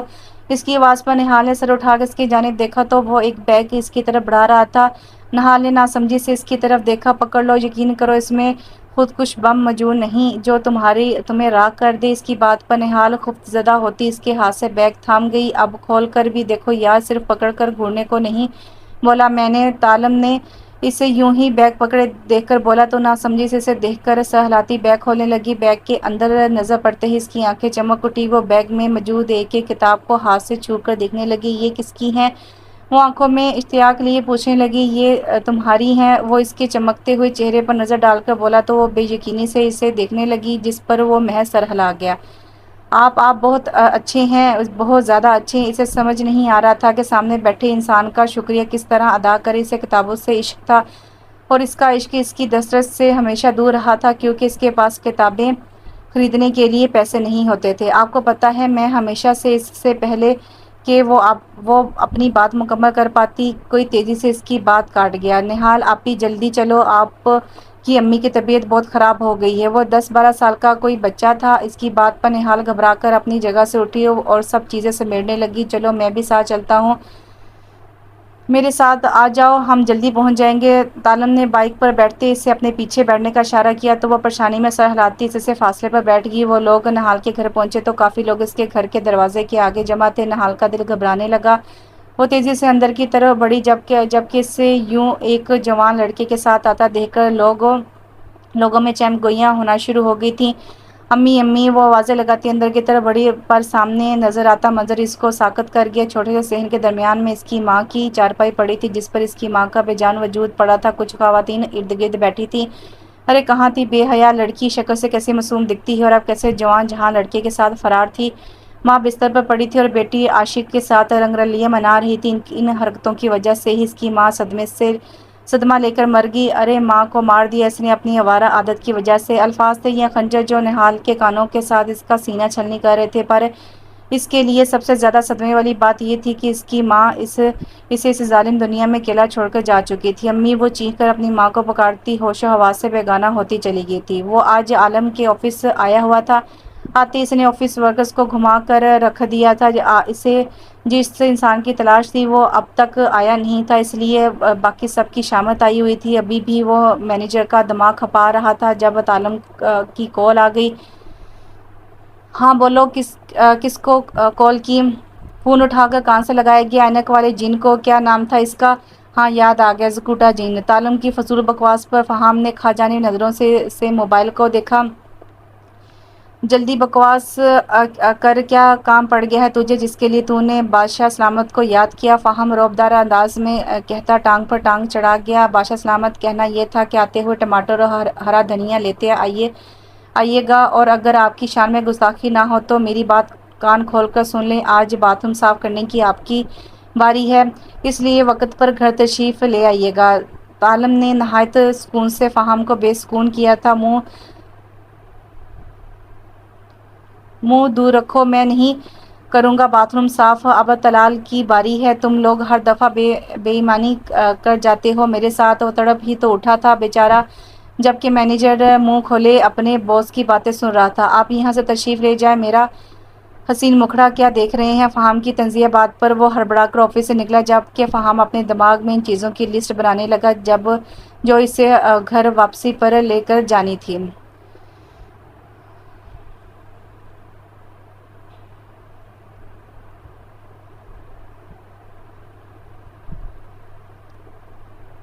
کوئی عزت ہی نہیں ہے فہم تیری بندہ پوچھے اب دی ہینڈسم گریٹ فہم یہ چھوٹے چھوٹے کام کرتا اچھا لگے گا، قدر ہی نہیں میری، کوئی صحیح کہا ہے کسی نے کہ اصلی ہیرے کی پہچان صرف جوہری کو ہی ہوتی ہے، کب آئے گا کوئی ایسا جوہری جسے مجھے جیسے ہیرے کی پہچان ہوگی؟ وہ غمگین سا خود سے ہی مکالمہ بازی کر رہا تھا جب دروازہ نوک ہوا۔ میں آئی کم ان سر، سریلی سی زنانہ آواز پر وہ جلدی سے سیدھا ہو کر بیٹھا، پر اسے جانے کیوں یہ آواز جانی پہچانی سی لگ رہی تھی۔ یس، اس کی اجازت سے ملتے ہی مقابل دروازہ کھول کر اندر آ گیا۔ تم؟ اس 2 نمبر لڑکی کو سامنے دیکھ کر فہم چیخ اٹھا، اس کے یوں ایک دم چیخنے پر عنایہ گھبرا اٹھی۔ تم؟ میرا مطلب ہے آپ یہاں کیا کر رہی ہیں مس 2 نمبر خاتون؟ وہ ایک دم کرسی سے اٹھتے اس پر چڑھ دوڑا۔ 2 نمبر خاتون؟ وہ حیرت و بے یقینی سے اپنے لیے منتخب نام کو دہرا رہی تھی۔ سچ سچ بتائیں، کہیں آپ بچہ چور تو نہیں ہیں، اس لیے مجھے دیکھ کر پہچاننے سے انکاری ہو جاتی ہیں کیا؟ عنایہ چیخ اٹھی۔ وہ شخص اسے کیسے کیسے الفاظ سے نواز رہا تھا، پہلے 2 نمبر خاتون اور اب بچہ چور؟ اچھا، اور کس کا بچہ چوری کیا ہے میں نے؟ آپ کا؟ وہ دونوں ہاتھ سینے پر باندھی اس کے سامنے ٹک کر کھڑی ہو گئی۔ اس کی بات پر مسکراتا اپنی ہلکی ہلکی داڑھی چلانے لگا تو عنایہ نے نہ سمجھی سے دیکھا۔ میرا کیسے ہو سکتا ہے، میں تو پیور سنگل ہوں، ابھی چھڑا چھانٹ ہوں۔ وہ پورے کمرے میں نظر دوڑاتا شرمانے کی ناکام کوشش کر رہا تھا۔ عنایہ بے یقینی سے اس پیور چھڑے چھانٹ کو دیکھ رہی تھی جس کی سستی ایکٹنگ اس کی سمجھ سے باہر تھی۔ آپ شاید بھول رہے ہیں مسٹر فہام، میں عالم سر کی سیکرٹری ہوں۔ اس کے یاد دلانے پر فہام نے او کہتے سمجھنے والے انداز میں سر ہلایا۔ لیکن میرا سوال اب بھی وہی ہے مس بچہ چور، کہ آپ نے مجھے سرِ عام پہچاننے سے انکار کیوں کر دیا؟ وہ ٹیبل پر دونوں ہاتھ رکھتے آگے کو جھک کر اس کی آنکھوں میں آنکھیں ڈال کر پوچھنے لگا تو وہ نظریں چرا گئی۔ میں آپ کو جواب دینا ضروری نہیں سمجھتی۔ اس کے جواب پر فہام نے ستائشی انداز میں آئی برو کھچائے۔ پر آپ کو جواب دینا پڑے گا مس بچہ چور، کیونکہ اس وقت میں آپ کا باس ہوں اور ہر امپلائی باس کو جواب دہ ہوتا ہے۔ اس کی بات پر عنایہ لب بھینچ کر رہ گئی۔ سب سے پہلے تو پلیز مجھے ان عجیب و غریب ناموں سے پکارنا بند کریں۔ عنایہ نام ہے میرا، اور دوسری بات میں نہیں چاہتی تھی کہ کوئی مجھے آپ کے ساتھ دیکھ کر غلط مطلب لے۔ اس کی بات پر فہام سر ہلانے لگا۔ ٹھیک ہے مان لیا، پر حمین کو ہسپتال بھی تو میں ہی لے کر گیا تھا نا آپ کے ساتھ، تب کوئی غلط مطلب نہیں لے سکتا تھا کیا؟ اس کے سوال پر عنایہ کا دل کیا کہ اپنا سر پھیر لے۔ تب میری مجبوری تھی سر، مجھے اس دنیا میں اپنے بیٹے سے زیادہ عزیز کچھ بھی نہیں تھا، کچھ نہیں ہے۔ اس کی جان کی خاطر میں ہر خطرہ مول لے سکتی ہوں۔ اس کی بات پر فہام نے متاثرہ کن نظروں سے اپنے سامنے موجود چھوٹی سی لڑکی کو دیکھا۔ بس ایک آخری سوال؟ اس کی بات پر عنایہ آنکھیں گھما کر رہ گئی۔ پوچھیے۔ وہ جانتی تھی کہ اس کے منع کرنے پر کون سا اس نے منع ہو جانا ہے۔ حمین آپ کا سگا بیٹا ہے کیا؟ اس کے سوال پر عنایہ کا دل کیا کہ اپنا سر پھیر لے۔ جی سر، میرا سگا بیٹا ہے، آپ پلیز ہم کام کی بات کر سکتے ہیں؟ وہ تنگ آ کر بولی تو بالآخر فہام کو اس پر ترس آ گیا اور سر ہلا کر کام کی طرف متوجہ ہو گیا۔ الفاظ تھے یا خنجر جو نہال کے کانوں کے ساتھ اس کا سینہ چھلنی کر رہے تھے، پر اس کے لیے سب سے زیادہ صدمے والی بات یہ تھی کہ اس کی ماں اس کے ظالم دنیا میں اکیلے چھوڑ کر جا چکی تھی۔ امی! وہ چیخ کر ماں کو پکارتی ہوش و حواس سے بیگانہ ہو چلی تھی۔ اسے جب ہوش آیا تھا تو وہ ساکت بیٹھی تھی، اس کی ماں کو دفنایا جا چکا تھا۔ وہ محلے والے جو بڑھ چڑھ کر بول رہے تھے، کوئی بھی تدفین کے وقت آگے نہ بڑھا تھا۔ سارا انتظام تالم نے اکیلی ہی کیا تھا۔ نہال کی ماں کو دفنانے کے بعد وہ جب نہال کے گھر واپس آیا تو اندر سے اونچا اونچا بولنے کی آوازیں آ رہی تھیں۔ وہ تیزی سے دروازہ پار کرتا اندر کی طرف بڑھا۔ ہم ایسی آوارہ لڑکی کو اپنے محلے میں بالکل بھی نہیں برداشت کر سکتے جو ماں کے ہوتے ہوئے اپنی کرتوتوں سے باز نہ آئی ہو، اور وہ اب اکیلے رہتے ہوئے کیا کچھ نہ کرے گی۔ ایک عورت کی چنگاڑتی آواز پر طالب نے لب بھینچ لیے۔ صحیح کہا بہن، ہم شریف لوگ ہیں، ایسا گند نہیں برداشت کر سکتے، آخر ہماری بھی جوان بیٹیاں ہیں۔ یہ ایک دوسری خاتون تھی۔ بس کر دیں، آپ لوگ شرم نہیں آتی آپ لوگوں کو ایک شریف اور معصوم پر الزام لگاتے ہوئے؟ طالب کا ضبط جواب دے گیا تھا۔ وہ چیخ اٹھا، تمہیں شرم آئی کیا؟ اس کے ساتھ منہ کالا کرنے کے بعد یوں دیدہ دلیری سے ہمارے سامنے ڈٹ کر کھڑے ہوتے؟ وہ عورت اب ہاتھ نچا نچا کر چیخ رہی تھی، میں کہاں جاؤں گی؟ میں کہاں جاؤں گی؟ میرا تو اس دنیا میں اور کوئی نہیں ہے، پلیز رحم کھائے مجھ پر۔ نہال لرزتی ٹانگوں پر وزن ڈالتی آگے بڑھی اور ان لوگوں کے ترلے کرنے لگی، تم پاگل ہو گئی ہو؟ اپنے ہی گھر میں رہنے کے لیے ان جیسی گھٹیا سوچ کے لوگوں کے سامنے جھک رہی ہو؟ یہ تمہارا گھر ہے، یہاں سے تمہیں کوئی نہیں نکال سکتا۔ وہ اس پر سخت نظر ڈالتا ہوا بولا جو مرنے والی حالت کو پہنچی ہوئی تھی۔ کیسے رہے گی یہاں؟ ہم بھی دیکھتے ہیں کیسے رہتی ہے یہ یہاں۔ اس عورت کی بات پر نہال اونچی آواز میں رونے لگی تو طالب نے لب بھینچ کر جیب سے موبائل نکالا اور عالم کو کال ملائی۔ بھیا ایک پرابلم بن گئی ہے، میں ایڈریس بھیج رہا ہوں، پلیز اسی وقت آ جائیں، باقی ساری بات آپ کو یہاں آ کر پتہ چل جائے گی۔ عالم نے اوکے کہتے کال کاٹ دی۔ طالب جانتا تھا کہ اگلے 5 منٹ میں عالم یہاں ہوگا، اور واقعی ٹھیک 5 منٹ بعد عالم اور فہم وہاں موجود تھے۔ یہاں کیا کر رہے ہو طالب، اور یہ مجمع کیوں لگا ہوا ہے؟ اس سے پہلے کہ طالب عالم کے سوال کا جواب دیتا ایک عورت چیخ اٹھی، ارے اس سامنے کھڑی گنی میسی لڑکی کے ساتھ منہ کالا کرتا رہا ہے تمہارا بھائی، جس کا پتہ اس کی ماں کو چل گیا اور وہ بیچاری صدمہ لے کر اس دنیا سے ہی رخصت ہوگی۔ اس کی غلط بیانی پر نہال روتی ہوئی نفی میں سر ہلانے لگی، جبکہ طالب کا بس نہیں چل رہا تھا کہ کچھ کر ڈالے۔ یہ جھوٹ بول رہی ہے بھیا، ایسا کچھ نہیں ہے۔ وہ بے بسی سے بری طرح روتی ہوئی نہال کو دیکھ کر عالم سے بولا، مجھے اپنی تربیت پر پورا بھروسہ ہے، میں جانتا ہوں میرے بچے کوئی گری ہوئی حرکت نہیں کر سکتے، تم مجھے پوری بات بتاؤ طالب۔ وہ طالب کے کندھوں پر ہاتھ رکھتا بولا تو اس نے سر ہلاتے پوری بات بتانا شروع کی۔ آپ لوگوں کو شرم نہیں آتی ایک معصوم کے ساتھ یوں کرتے ہوئے؟ اللہ سے خوف محسوس نہیں ہوتا کسی بے گناہ پر بہتان باندھتے ہوئے؟ وہ ان سب لوگوں کو غصے سے کہتا روتی ہوئی نہال کے پاس گیا اور اس کے سر پر ہاتھ رکھ گیا، چپ کرو بیٹا، میں آپ کے ساتھ کوئی ناانصافی نہیں ہونے دوں گا۔ وہ اس کے سر پر ہاتھ رکھ کر بولا تو محلے والوں کو ایک اور موقع مل گیا۔ ہاں تم بھی اسی لڑکے کے بھائی ہو نا؟ اکیلی لاوارث لڑکی مفت میں مل رہی ہے تو کیوں ہاتھ سے جانے دو گے؟ اس عورت کی بکواس پر ان تینوں بھائیوں کا دل کیا کہ اس کا منہ توڑ دے۔ ارے مفت میں کیوں لے کر جائیں گے؟ ہم باقاعدہ مولوی صاحب کے ساتھ 3 مرتبہ قبول ہے کہلوائیں گے بھی لے کر جائیں گے۔ فہم تڑک کر بولا تو عالم نے چونک کر اسے دیکھا، بیٹا میں آپ کا بڑا بھائی بن کر فیصلہ کر رہا ہوں، اکیلی لڑکی اس معاشرے میں جینا عذاب ہے اور بغیر کسی رشتے کے ہم آپ کو ساتھ نہیں رکھ سکتے۔ میرا بھائی زبان کا ذرا تیز ہے، اس کی زبان جہاں مرضی پھسل جاتی ہے، ورنہ لڑکا اچھا ہے، کیا میرے بھائی سے نکاح کریں گی آپ؟ عالم کی بات پر نہال نے ایک بے بس نگاہ اپنے ارد گرد ڈالی جہاں کوئی بھی اس کو ایک پل کے لیے برداشت نہیں کرنے کو تیار نہ تھا۔ واقعی اکیلی لڑکی کا کیا مقام تھا اس معاشرے میں؟ جگہ جگہ بھیڑیے نکلنے کو تیار کھڑے تھے۔ وہ نم آنکھوں سے اس بات میں سر ہلا گئی تو عالم مسکرا دیا، کیا تم تیار ہو فہم؟ عالم کے سوال پر فہم اور طالب دونوں نے پھٹی پھٹی نظروں سے پہلے عالم کو دیکھا پھر ایک دوسرے کو۔ کیا تم تیار ہو فہم؟ بھیا آپ تو جانتے ہیں نا، زبان میں ہڈی نہیں ہوتی، گوشت کا لوتھڑا ہوتی ہے، اس لیے جب مرضی جہاں مرضی پھسل جاتی ہے، میری بھی یوں ہی پھسل گئی۔ میں تو بکواس کرتا رہتا ہوں، آپ میری کسی بات کو سیریس مت لیا کریں۔ وہ بیچارہ تو گھگیا گیا تھا۔ فہم عالم کی تنبیہ پر اس کی پھر سے پھسلتی ہوئی زبان کو بریک لگی۔ جی بھیا، وہ مری آواز میں بولتا بے بسی سے طالب کی جانب دیکھنے لگا جو اسے کھا جانے نظروں سے دیکھ رہا تھا۔ میں نے پوچھا کیا تم تیار ہو فہم؟ عالم نے اپنا سوال دہرایا تو فہم دانت پر دانت جماتا سر ہلا گیا، تو پھر جاؤ اور قریبی مسجد سے مولوی صاحب کو لے کر آؤ جلدی۔ عالم کے حکم پر وہ ایک بے بس نگاہ طالب پر ڈالتا وہاں سے چل دیا۔ کچھ دیر بعد مولوی صاحب کو لے کر واپس آئے تو طلال اب اور بھی لوگ وہاں پر موجود تھے۔ اس نے ایک نگاہ طالب کے چہرے پر ڈالی جو ضبط سے سرخ ہو رہا تھا۔ فہم سارا معاملہ سمجھ چکا تھا، وہ کسی طرح عالم کی غلط فہمی دور کرنا چاہتا تھا پر اس کی ہمت نہیں پڑ رہی تھی۔ عالم مولوی صاحب کو لے کر اندر کمرے میں چلا گیا جہاں نہال موجود تھی، آبرو بھی نہال کے پاس تھی۔ تالم سر ہاتھوں میں گرائے بیٹھا تھا۔ فہم تھوک نکلتا اس کے پاس جا کر بیٹھ گیا۔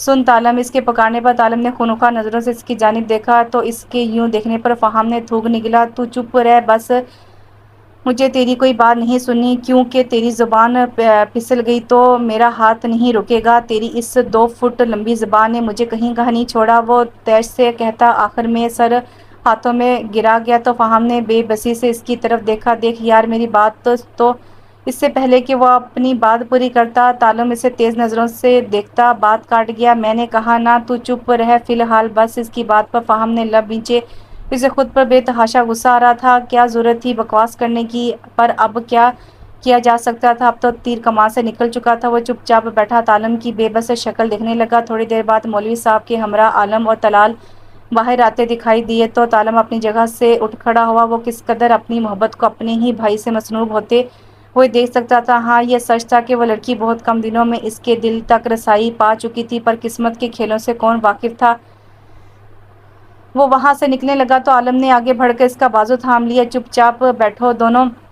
عالم نے ان دونوں بھائیوں کو دیکھتے تنبیہ کی تو وہ لب بھینچ کر ایک دوسرے کو دیکھ کر رہ گئے۔ مولوی صاحب نکاح شروع کرے۔ عالم کے کہنے پر مولوی صاحب نے نکاح کے کلمات ادا کرنا شروع کیے۔ تالم کریم ولد کریم احمد، آپ کو نہال عباس بنت عباس علی نکاح میں قبول ہے؟ مولوی صاحب کے پوچھنے پر تالم نے ایک جھٹکے سے عالم کی طرف دیکھا، اس کی آنکھوں میں بے یقینی ہی بے یقینی تھی۔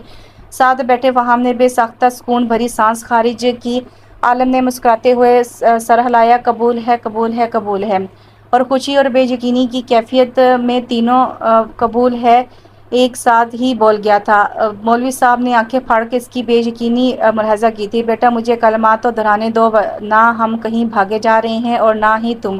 مولوی صاحب کی طنز پر وہ داڑھی کھجا کر رہ گیا۔ قبول کے مراحل کے بعد وہ عالم کے سینے سے لگا تو اس کی آنکھیں نم ہو گئی۔ عالم صرف ان کا بڑا بھائی ہی نہیں، ان کا باپ بھی تھا اور ماں بھی، وہ ان کا سب کچھ تھا۔ تھینکس بھیا، وہ نم آنکھوں سے بولا تو عالم نے اس کا چہرہ ہاتھوں میں تھام کر اس کی پیشانی چومی۔ میرے بچے ہو تم لوگ، تم سب کے دل کے حال سے کس طرح ناواقف رہ سکتا ہوں میں؟ عالم کی بات پر وہ نم آنکھوں سے مسکرا دیا۔ مجھے ہارٹ اٹیک دینا ضروری تھا کیا؟ معصوم بچے پر ذرا ترس نہیں آیا آپ کو؟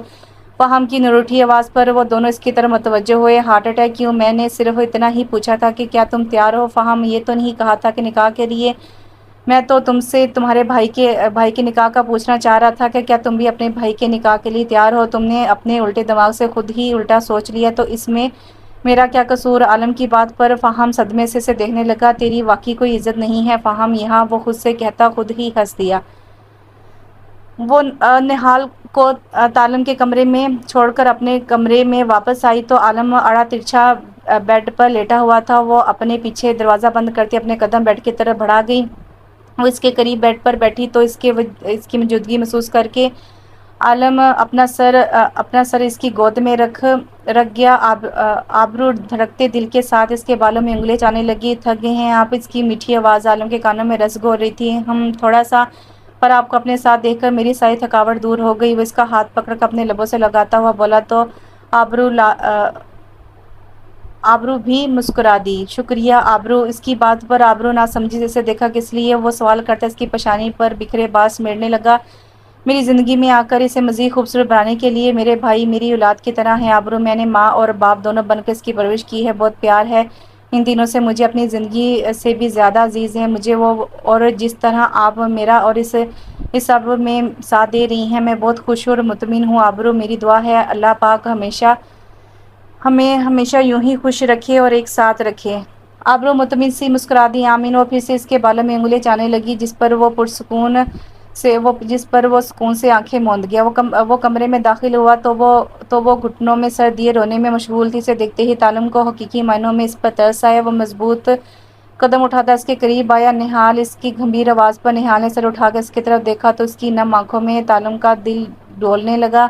ہاتھ دو، عالم نے اپنا ہاتھ اس کی طرف بڑھاتے ہوئے کہا تو وہ ناسمجھی سے اسے دیکھتے ہوئے اس کے مضبوط ہاتھ میں اپنا نازک کانپتا ہوا ہاتھ تھما گئی۔ وہ اس کا لرزتا ہوا ہاتھ اپنی مضبوط گرفت میں لے کر اسے اپنے مقابل کھڑا کر گیا۔ اس سے پہلے کہ وہ کچھ سمجھتی وہ اسے دھیرے سے اپنے سینے سے لگا گیا۔ نہال کا دل دھک سے رہ گیا اس کی حرکت پر۔ تمہاری والدہ کی وفات کا بہت افسوس ہوا، ان کی عمر اتنی ہی لکھی تھی، اللہ پاک ان کے درجات بلند فرمائے، آمین۔ وہ اسے اپنے ساتھ لگائے، اس کے سب سے بڑے غم کی تعزیت کر رہا تھا۔ سہارا ملنے کی دیر تھی، وہ پھوٹ پھوٹ کر رو دی، انہوں نے میرے ساتھ ایسا کیوں کیا، میرا تو ان کے سوا کوئی نہیں تھا اس دنیا میں کس طرح ان کے بغیر رہوں گی۔ تالم سے اسے سنبھالنا مشکل ہونے لگا، ادھر آؤ، یہاں بیٹھو۔ وہ اسے ساتھ لیے بیڈ کے قریب آیا اور اسے بیڈ پر بٹھا کر خود پیروں کے بل اس کے پاس بیٹھتا، اس کے ہاتھ اپنے ہاتھوں میں قید کر گیا۔ ہر انسان جو اس دنیا میں آیا ہے، اس کا جانا بھی مقرر ہے، موت اٹل ہے، میں یا تم، کوئی اسے نہیں ٹال سکتا۔ تم اکیلی کہاں ہو؟ تمہارا شوہر یعنی میں ہوں نا تمہارے ساتھ، تمہارے اچھے برے وقت اور دکھ سکھ کا ساتھی۔ رو کر ان کی روح کو تکلیف مت دو، بلکہ ان کے لیے بخشش کی دعا کرو، سمجھ رہی ہو نا؟ تالم کی بات پر وہ سر ہلا گی تو وہ ہاتھ بڑھا کر اس کے آنسو صاف کرنے لگا۔ نماز کا وقت ہو گیا ہے، اٹھ کر نماز پڑھو، ان کے لیے دعا کرو، اور خبردار میں اب ان حسین آنکھوں میں آنسو نہ دیکھوں۔ وہ اس کے آنسو صاف کرتا بولا تو اس بات میں سر ہلا کی غم کو سہنے میں بھی قدرت نے مزہ رکھا ہے۔ فہم کی بات پر طلال نے پوری آنکھیں کھول کر اسے دیکھا۔ آپ کو کون سا غم لگ گیا بھیا؟ اس کے سوال پر فہم سیدھا ہو کر بیٹھا۔ ہائے چھوٹے، تم نہیں سمجھو گے، ایک کنوارے کا دکھ، دکھی لہجے میں کہتے اپنے نہ نظر آنے والے آنسو بھی صاف کر ڈالے۔ توبہ بھیا، آپ تو ایسے بہیو کر رہے ہیں جیسے عمر گزر گئی ہے آپ کی۔ اس کے شودے پن پر طلال نے افسوس کرتے ہوئے اسے دیکھا۔ ارے تم بچے کیا جانو نوجوان کنوارے کا دکھ، چل فہم، 2 پیگ مار اور بھول جاؤ۔ خود سے کہتے فہم نے سامنے رکھے جگ سے جام شیریں گلاس میں انڈیلا اور گلاس نزاکت سے لبوں سے لگا لیا۔ طلال نے حیرت سے اسے دیکھا جو جام شیریں کا چوتھا گلاس پی رہا تھا۔ طلال نے اسے دیکھتے نفی میں سر ہلایا جیسے کہہ رہا ہو کہ آپ کا کچھ نہیں ہو سکتا۔ کریم مینشن میں اس وقت سحری کا دور چل رہا تھا، 4 مردوں کے ساتھ 2 عورتوں کا بھی اضافہ ہو چکا تھا۔ بھابھی ماں، ابھی تو آپ کے ان پیارے پیارے ہاتھوں سے مہندی بھی نہیں اتری اور آپ کچن میں کھڑی ہو گئی ہیں۔ میرے ہوتے ہوئے اتنا بڑا ظلم میں عالم بھیا کو کیا منہ دکھاؤں گا؟ آبرو جو چولہے کے آگے کھڑی شامی کباب فرائی کر رہی تھی، فہم کی نوٹنکی پر بے ساختہ ہنس دی۔ اپنی یہی لعنت زدہ شکل دکھانا اور کون سی دکھائے گا؟ فریج سے پانی کی بوتل نکالتے تالم نے لقمہ دیا تو فہم اسے گھور کر رہ گیا۔ تالم میاں، تمہاری نئی نویلی دلہن بھی یہاں موجود ہے، اگر چاہتے ہو کہ پہلے دن ہی اس بیچاری کے سامنے تمہاری عزت نیلام نہ ہو تو چپ کر کے یہاں سے کھسک جاؤ، شاباش۔ تالم نے فہم کو بھرپور گھوری سے نوازا، جس کے نان سٹاپ زبان پوری سپیڈ سے چل رہی تھی۔ وہ جانتا تھا کہ یہ واقعی اس کی عزت کا کباڑہ کر دے گا، اس لیے چپ ہی رہا۔ اس کے یوں خاموش رہنے پر آبرو کو پھر سے ہنسی آنے لگی۔ چلو فہم، یہ برتن ٹیبل پر رکھو جا کر۔ وہ پراٹھا توے پر ڈالتی اسے برتن رکھنے کا کہنے لگی۔ جو حکم بھابھی ماں۔ وہ سینے پر ہاتھ رکھتے جھک کر بولا تو اس کی حرکت اور طرز پر وہ جھنپ اٹھی۔ وہ سب سحری کے لیے ٹیبل پر بیٹھے تھے، آج ان میں ایک اور وجود کا اضافہ ہو چکا تھا۔ وہ گھبرائی سی تالم کے پہلو میں بیٹھی تھی۔ واہ بھابھی واہ، آپ کے ہاتھوں میں تو جادو ہے، اتنے لذیذ پراٹھے میں نے آج تک نہیں کھائے۔ ہمیں تو اس موٹے فہم کے ہاتھوں کے بدمزہ پراٹھے کھانے کو ملتے تھے جو دیکھنے میں آسٹریلیا کا نقشہ لگتے تھے اور کھاتے ہوئے ذائقہ کچے آٹے اور گھی کا آتا تھا۔ تالم کی بات پر فہم کو تو صدمہ ہی لگ گیا تھا۔ کتنا طوطا چشم انسان ہے تو تالم، وہ تو ہی تو تھا جو میرے تلے کر کے مجھ سے پراٹھے بنواتا تھا اور 3 کھا جاتا تھا مزے میں، اور تو یہ بھی کہتا تھا کہ فہم تم جیسا پراٹھا کوئی بنا ہی نہیں سکتا۔ اب کس طرح اپنی زبان سے پھر گیا ہے تو اس بیچارے کا صدمہ تو ختم ہونے میں ہی نہیں آ رہا تھا۔ ہاں تو میں نے سچ ہی تو کہا تھا، تم جیسا پراٹھا کوئی نہیں بنا سکتا۔ ارے بھائی، کوئی اس قدر بد ذائقہ پراٹھا بنا بھی کس طرح سکتا ہے تمہارے علاوہ؟ وہ مزے سے کہتا اپنے سامنے رکھے پراٹھے سے لطف اندوز ہو رہا تھا، جبکہ فہم تو بولنے کے لائق ہی نہیں رہا تھا۔ دوست نہ رہا، پیار نہ رہا، زندگی پہ ہمیں اعتبار نہ رہا، فہم دکھ سے کہتا اپنی پلیٹ پر جھک گیا۔ اس کی حالت دیکھتے سب ہنسی روکنے کی کوشش میں مہال ہو رہے تھے۔ عالم کے لبوں پر بھی مسکراہٹ چھلک گئی، وہ نفی میں سر ہلا کر رہ گیا۔ فہم، وہ عالم کے آفس سے نکلنے لگا جب اس نے پیچھے سے اسے آواز دے ڈالی، جی بھیا۔ وہ فوراً عالم کی طرف پلٹا، مس عنایہ کا نمبر بن جا رہا ہے، 3 دن سے آفس بھی نہیں آ رہی، نیازی صاحب والے پروجیکٹ کی فائل ان کے پاس ہے، کیا تم ان کے گھر جا کر مجھے وہ فائل لا دو گے پلیز؟ فہم کو عالم کی بات سن کر یاد آیا کہ واقعی عنایہ آفس نہیں آ رہی تھی۔ پلیز بول کر شرمندہ کیوں کر رہے ہیں بھیا؟ آپ مجھے ان کا ایڈریس سینڈ کر دیں، میں جا کر لے آتا ہوں۔ وہ مسکرا کر بولا تو عالم کو اطمینان ہوا۔ عالم نے اسے ایڈریس سینڈ کیا تو وہ آفس سے نکل آیا۔ مطلوبہ گھر کے سامنے پہنچ کر اس نے گاڑی روکی اور باہر نکل کر ایک نظر گھر پر ڈالی۔ وہ گھر زیادہ بڑا بڑا گھر نہیں تھا، نارمل سا 3 منزلہ گھر تھا۔ فہم نے اپنے قدم دروازے کی طرف بڑھا دیے۔ جیسے ہی اس نے دروازہ نوک کرنے کے لیے ہاتھ بڑھایا، دروازہ خود بخود کھلتا چلا گیا۔ وہ منہ اٹھا کر ایسے ہی اندر نہیں جا سکتا تھا، اس لیے وہیں دروازے پر رک گیا۔ اندر سے کسی بچے کی رونے کی آوازیں آ رہی تھی۔ وہ چونک اٹھا، یہ آواز حمین کی تھی۔ اس سے پہلے وہ مزید کچھ سوچتا اسے کسی لڑکی کی گھٹی گھٹی چیخوں کی آواز سنائی دی۔ فہم بغیر کچھ سوچے سمجھے گھر میں داخل ہو گیا۔ گراج سے گزر کر وہ لاؤنج میں داخل ہوا تو سامنے کا منظر دیکھ کر اس کی آنکھیں حیرت سے پھیل گئی۔ کوئی عورت زمین پر پڑی عنایہ کو بری طرح پیٹ رہی تھی، جبکہ حمین پاس کھڑا ماما ماما کہہ کر روتا جا رہا تھا۔ میرے بیٹے کے مرنے کے بعد تجھے تو پوری آزادی مل گئی ہے نا، بے حیائی کی، غیر مردوں کے ساتھ گلچھڑے اڑاتی ہے، ہماری عزت نیلام کرتی ہے، تجھے تو میں اس لائق ہی نہیں چھوڑوں گی۔ فہم ہوش میں آتے تیزی سے آگے بڑھا اور اس عورت کو دھکا دے کر پیچھے کیا۔ کیا کر رہی ہو؟ پاگل ہو گئی ہیں آپ؟ اس بیچاری کی جان لے لیں گی کیا؟ وہ چیخ کر بولتا نیچے بیٹھ کر عنایہ کو سیدھا کرنے لگا جو اپنے حواس کھو رہی تھی۔ چہرہ جا بجا نیلوں اور تھپڑوں کے نشانات سے لال تھا، ہونٹ کا کنارہ پھٹا ہوا تھا جس میں سے خون بہہ رہا تھا۔ اے کون ہے تو اور میرے گھر میں کیا کر رہا ہے؟ او سمجھ گئی تو بھی میری اس بیوہ بہو کا عاشق ہوگا جو اس کے عشق میں پاگل ہوتا ہے، اس کے پیچھے یہاں گھر تک چلا آیا ہے۔ جہاں اس کی پہلی بات سن کر فہم کو جھٹکا لگا تھا، وہیں اس کی فضول بات پر اس کا دل کیا کہ اس کا منہ تھپڑوں سے لال کر دے، پر اس کی تربیت اسے اس چیز کی اجازت نہیں دیتی تھی۔ وہ اس کی کوئی بات کا جواب دیے بغیر روتے ہوئے امین کو اٹھا کر باہر لے گیا اور گاڑی میں بٹھا آیا۔ واپس آ کر عنایہ کو اٹھانے لگا۔ اے میرے پوتا کہاں ہے اور اسے کہاں لے کر جا رہا ہے؟ چھوڑ اسے ورنہ چیخ چیخ کر پورا محلہ اکٹھا کر لوں گی۔ اسے عنایہ کو اٹھا کر لے جاتا دیکھ کر وہ چنگاڑنے لگی۔ خاموش، ایک دم خاموش۔ ابھی پولیس کو کال کروں تو یہاں بلوا سکتا ہوں۔ دیکھو ہمارے آفس کی ایک شریف لڑکی کا کیا حال کیا ہے اس ظالم عورت نے، اور جانتی بھی ہو کیا سزا ہوگی تمہیں۔ تمہارے عورت ہونے کا لحاظ کر رہا ہوں تو مجھے مجبور مت کرو کسی قسم کی بدتمیزی پر۔ ابھی اسے ہاسپٹل لے کر جا رہا ہوں، تمہارا بندوبست بعد میں کرتا ہوں، وہ ترش لہجے میں کہتا عنایہ کو لیے گھر سے نکل آئے۔ اسے آرام سے بیک سیٹ پر لٹانے کے بعد خود ڈرائیونگ سیٹ پر آیا۔ ماما! حمین کی خوفزدہ آواز پر وہ گاڑی چلاتے ہوئے اس کی طرف متوجہ ہوا۔ ماما کو چوٹ لگی ہے، ماما کو ڈاکٹر کے پاس لے کر جا رہے ہیں، ڈاکٹر ماما کو انجیکشن لگائے گا اور ماما بالکل ٹھیک ہو جائیں گی۔ وہ اسے پیار سے پچکارتا گاڑی ہاسپٹل کی طرف موڑ گیا۔ وہ عنایہ کو ہسپتال سے سیدھا گھر لے آیا تھا۔ وہ جب سے گھر آئی تھی حمین کو اپنے ساتھ لگائے بس روتی ہی چلی جا رہی تھی۔ وہ چاروں بھائی لاؤنج میں بیٹھے تھے، جبکہ آبرو اور نہال کو عالم نے اندر عنایہ کے پاس بھیجا تھا۔ کچھ بتایا عنایہ نے؟ آبرو کمرے سے باہر آ کر عالم کے سامنے صوفے پر بیٹھی تو عالم نے پوچھا۔ فہم نے بے چینی سے اس کی جانب دیکھا۔ اس کے بیٹے کی پیدائش سے کچھ ماہ پہلے ہی اس کے ہسبینڈ کی وفات ہو گئی تھی۔ والدین حیات نہیں ہیں اور سسرال والے کافی ظالم ہیں۔ اپنا اور اپنے بیٹے کا پیٹ پالنے کے لیے جاب کرتی تھی، پر ساس بری نظروں سے دیکھتی تھی۔ کل اس کے لیے ایک رشتہ آیا جس پر اس کے ساس کا کہنا تھا کہ وہ کام کے بہانے باہر مردوں سے مل کر انہیں اپنے جال میں پھنساتی ہے اور ان کے مرے ہوئے بیٹے کی عزت نیلام کر رہی ہے۔ اتنی سی بات پر بیچاری کا یہ حال کر دیا۔ آبرو کے بتانے پر وہ سب افسوس کرنے لگے۔ جب فہم کی آنکھوں میں خون اتر آیا، وہ یہ آپ ان سے پوچھیں کہ وہ مجھ سے شادی کریں گی کیا؟ فہم کے سوال پر تینوں بھائیوں نے جھٹکے سے اس کی جانب دیکھا۔ یہ ممکن نہیں ہے فہم! عالم کے دو ٹوک انکار پر فہم نے بے یقینی سے اس کی جانب دیکھا۔ بھیا آپ ان سے پوچھیں کہ وہ مجھ سے شادی کریں گی کیا؟ فہم کے سوال پر تینوں بھائیوں نے جھٹکے سے اس کی جانب دیکھا۔ یہ ممکن نہیں ہے فہم!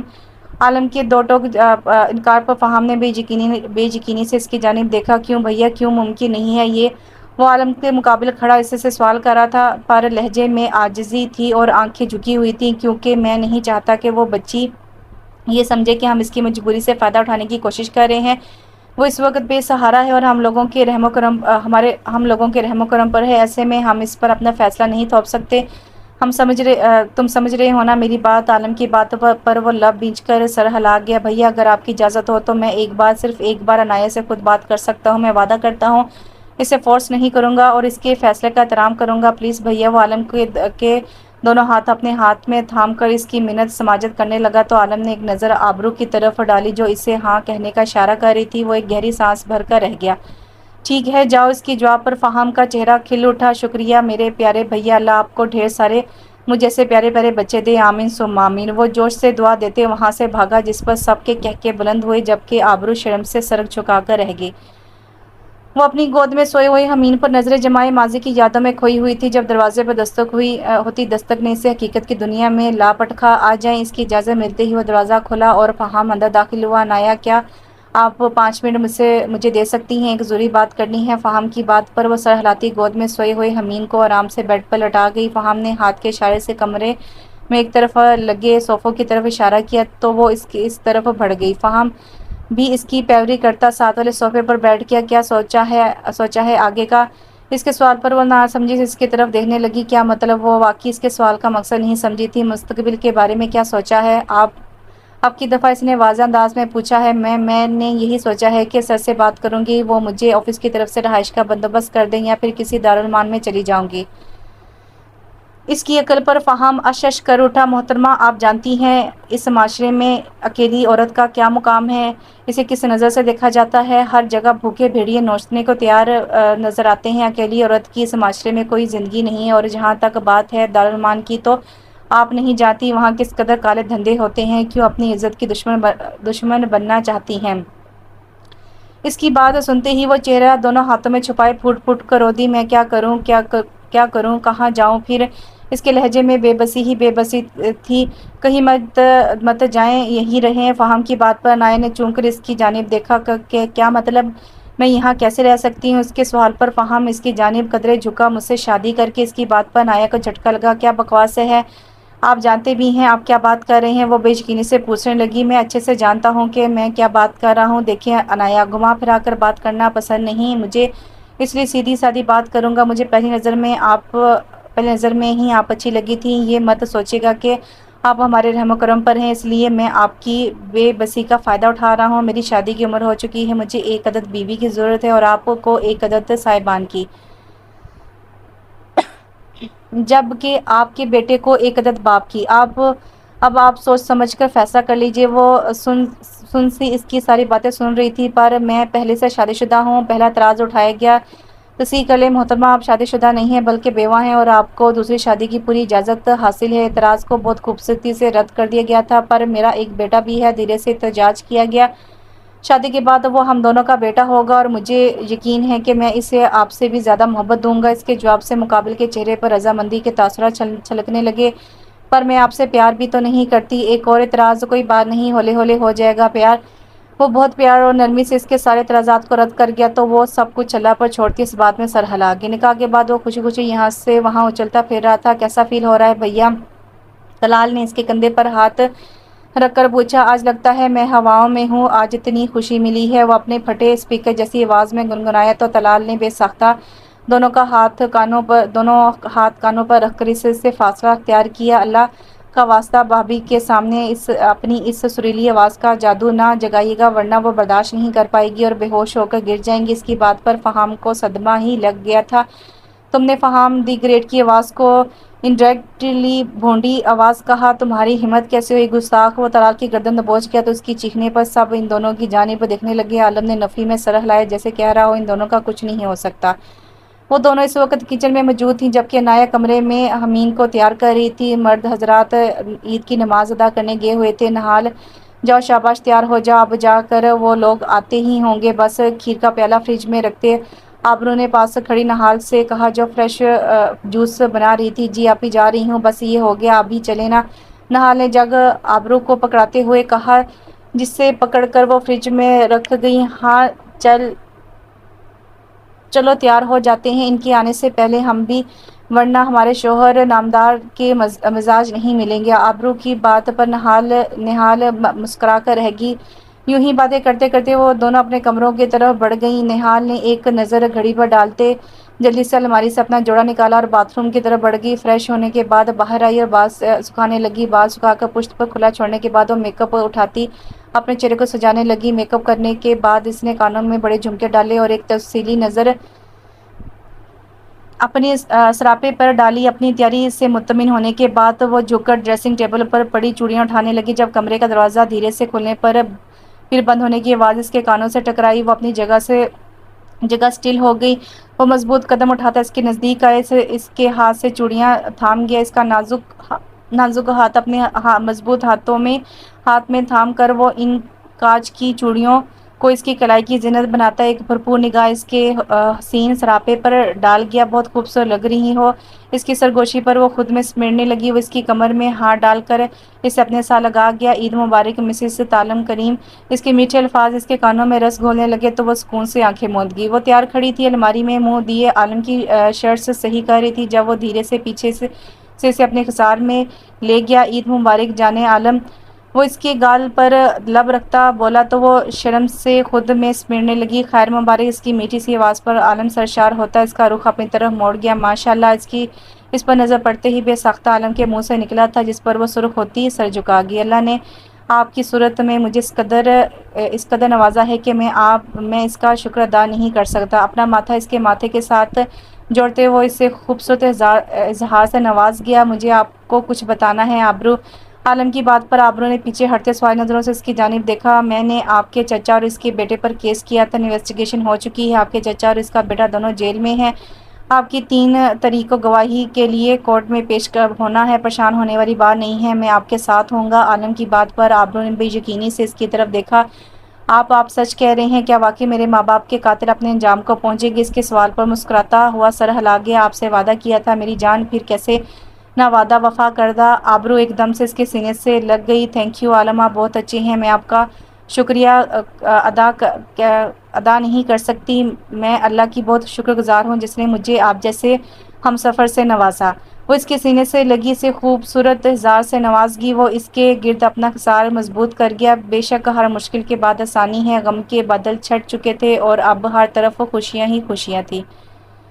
تو کیسا لگا آپ کو یہ ناول؟ بہت اچھا ناول تھا، مزے کا ناول تھا۔ امید کرتی ہوں آپ کو بھی بہت پسند آیا ہوگا۔ اپنی قیمتی رائے مجھے کمنٹ باکس میں لازمی بتائیں اور میری ویڈیو کو لائک لازمی کیا کریں، ویڈیو کو پورا دیکھا کریں اور اپنا ڈھیر سارا خیال رکھیں، اپنے ماں باپ کا خیال رکھیں۔ انشاءاللہ ایک نئے ناول کے ساتھ بہت جلد حاضر ہوتی ہوں، تب تک کے لیے دعاؤں میں یاد رکھیں۔ اللہ حافظ۔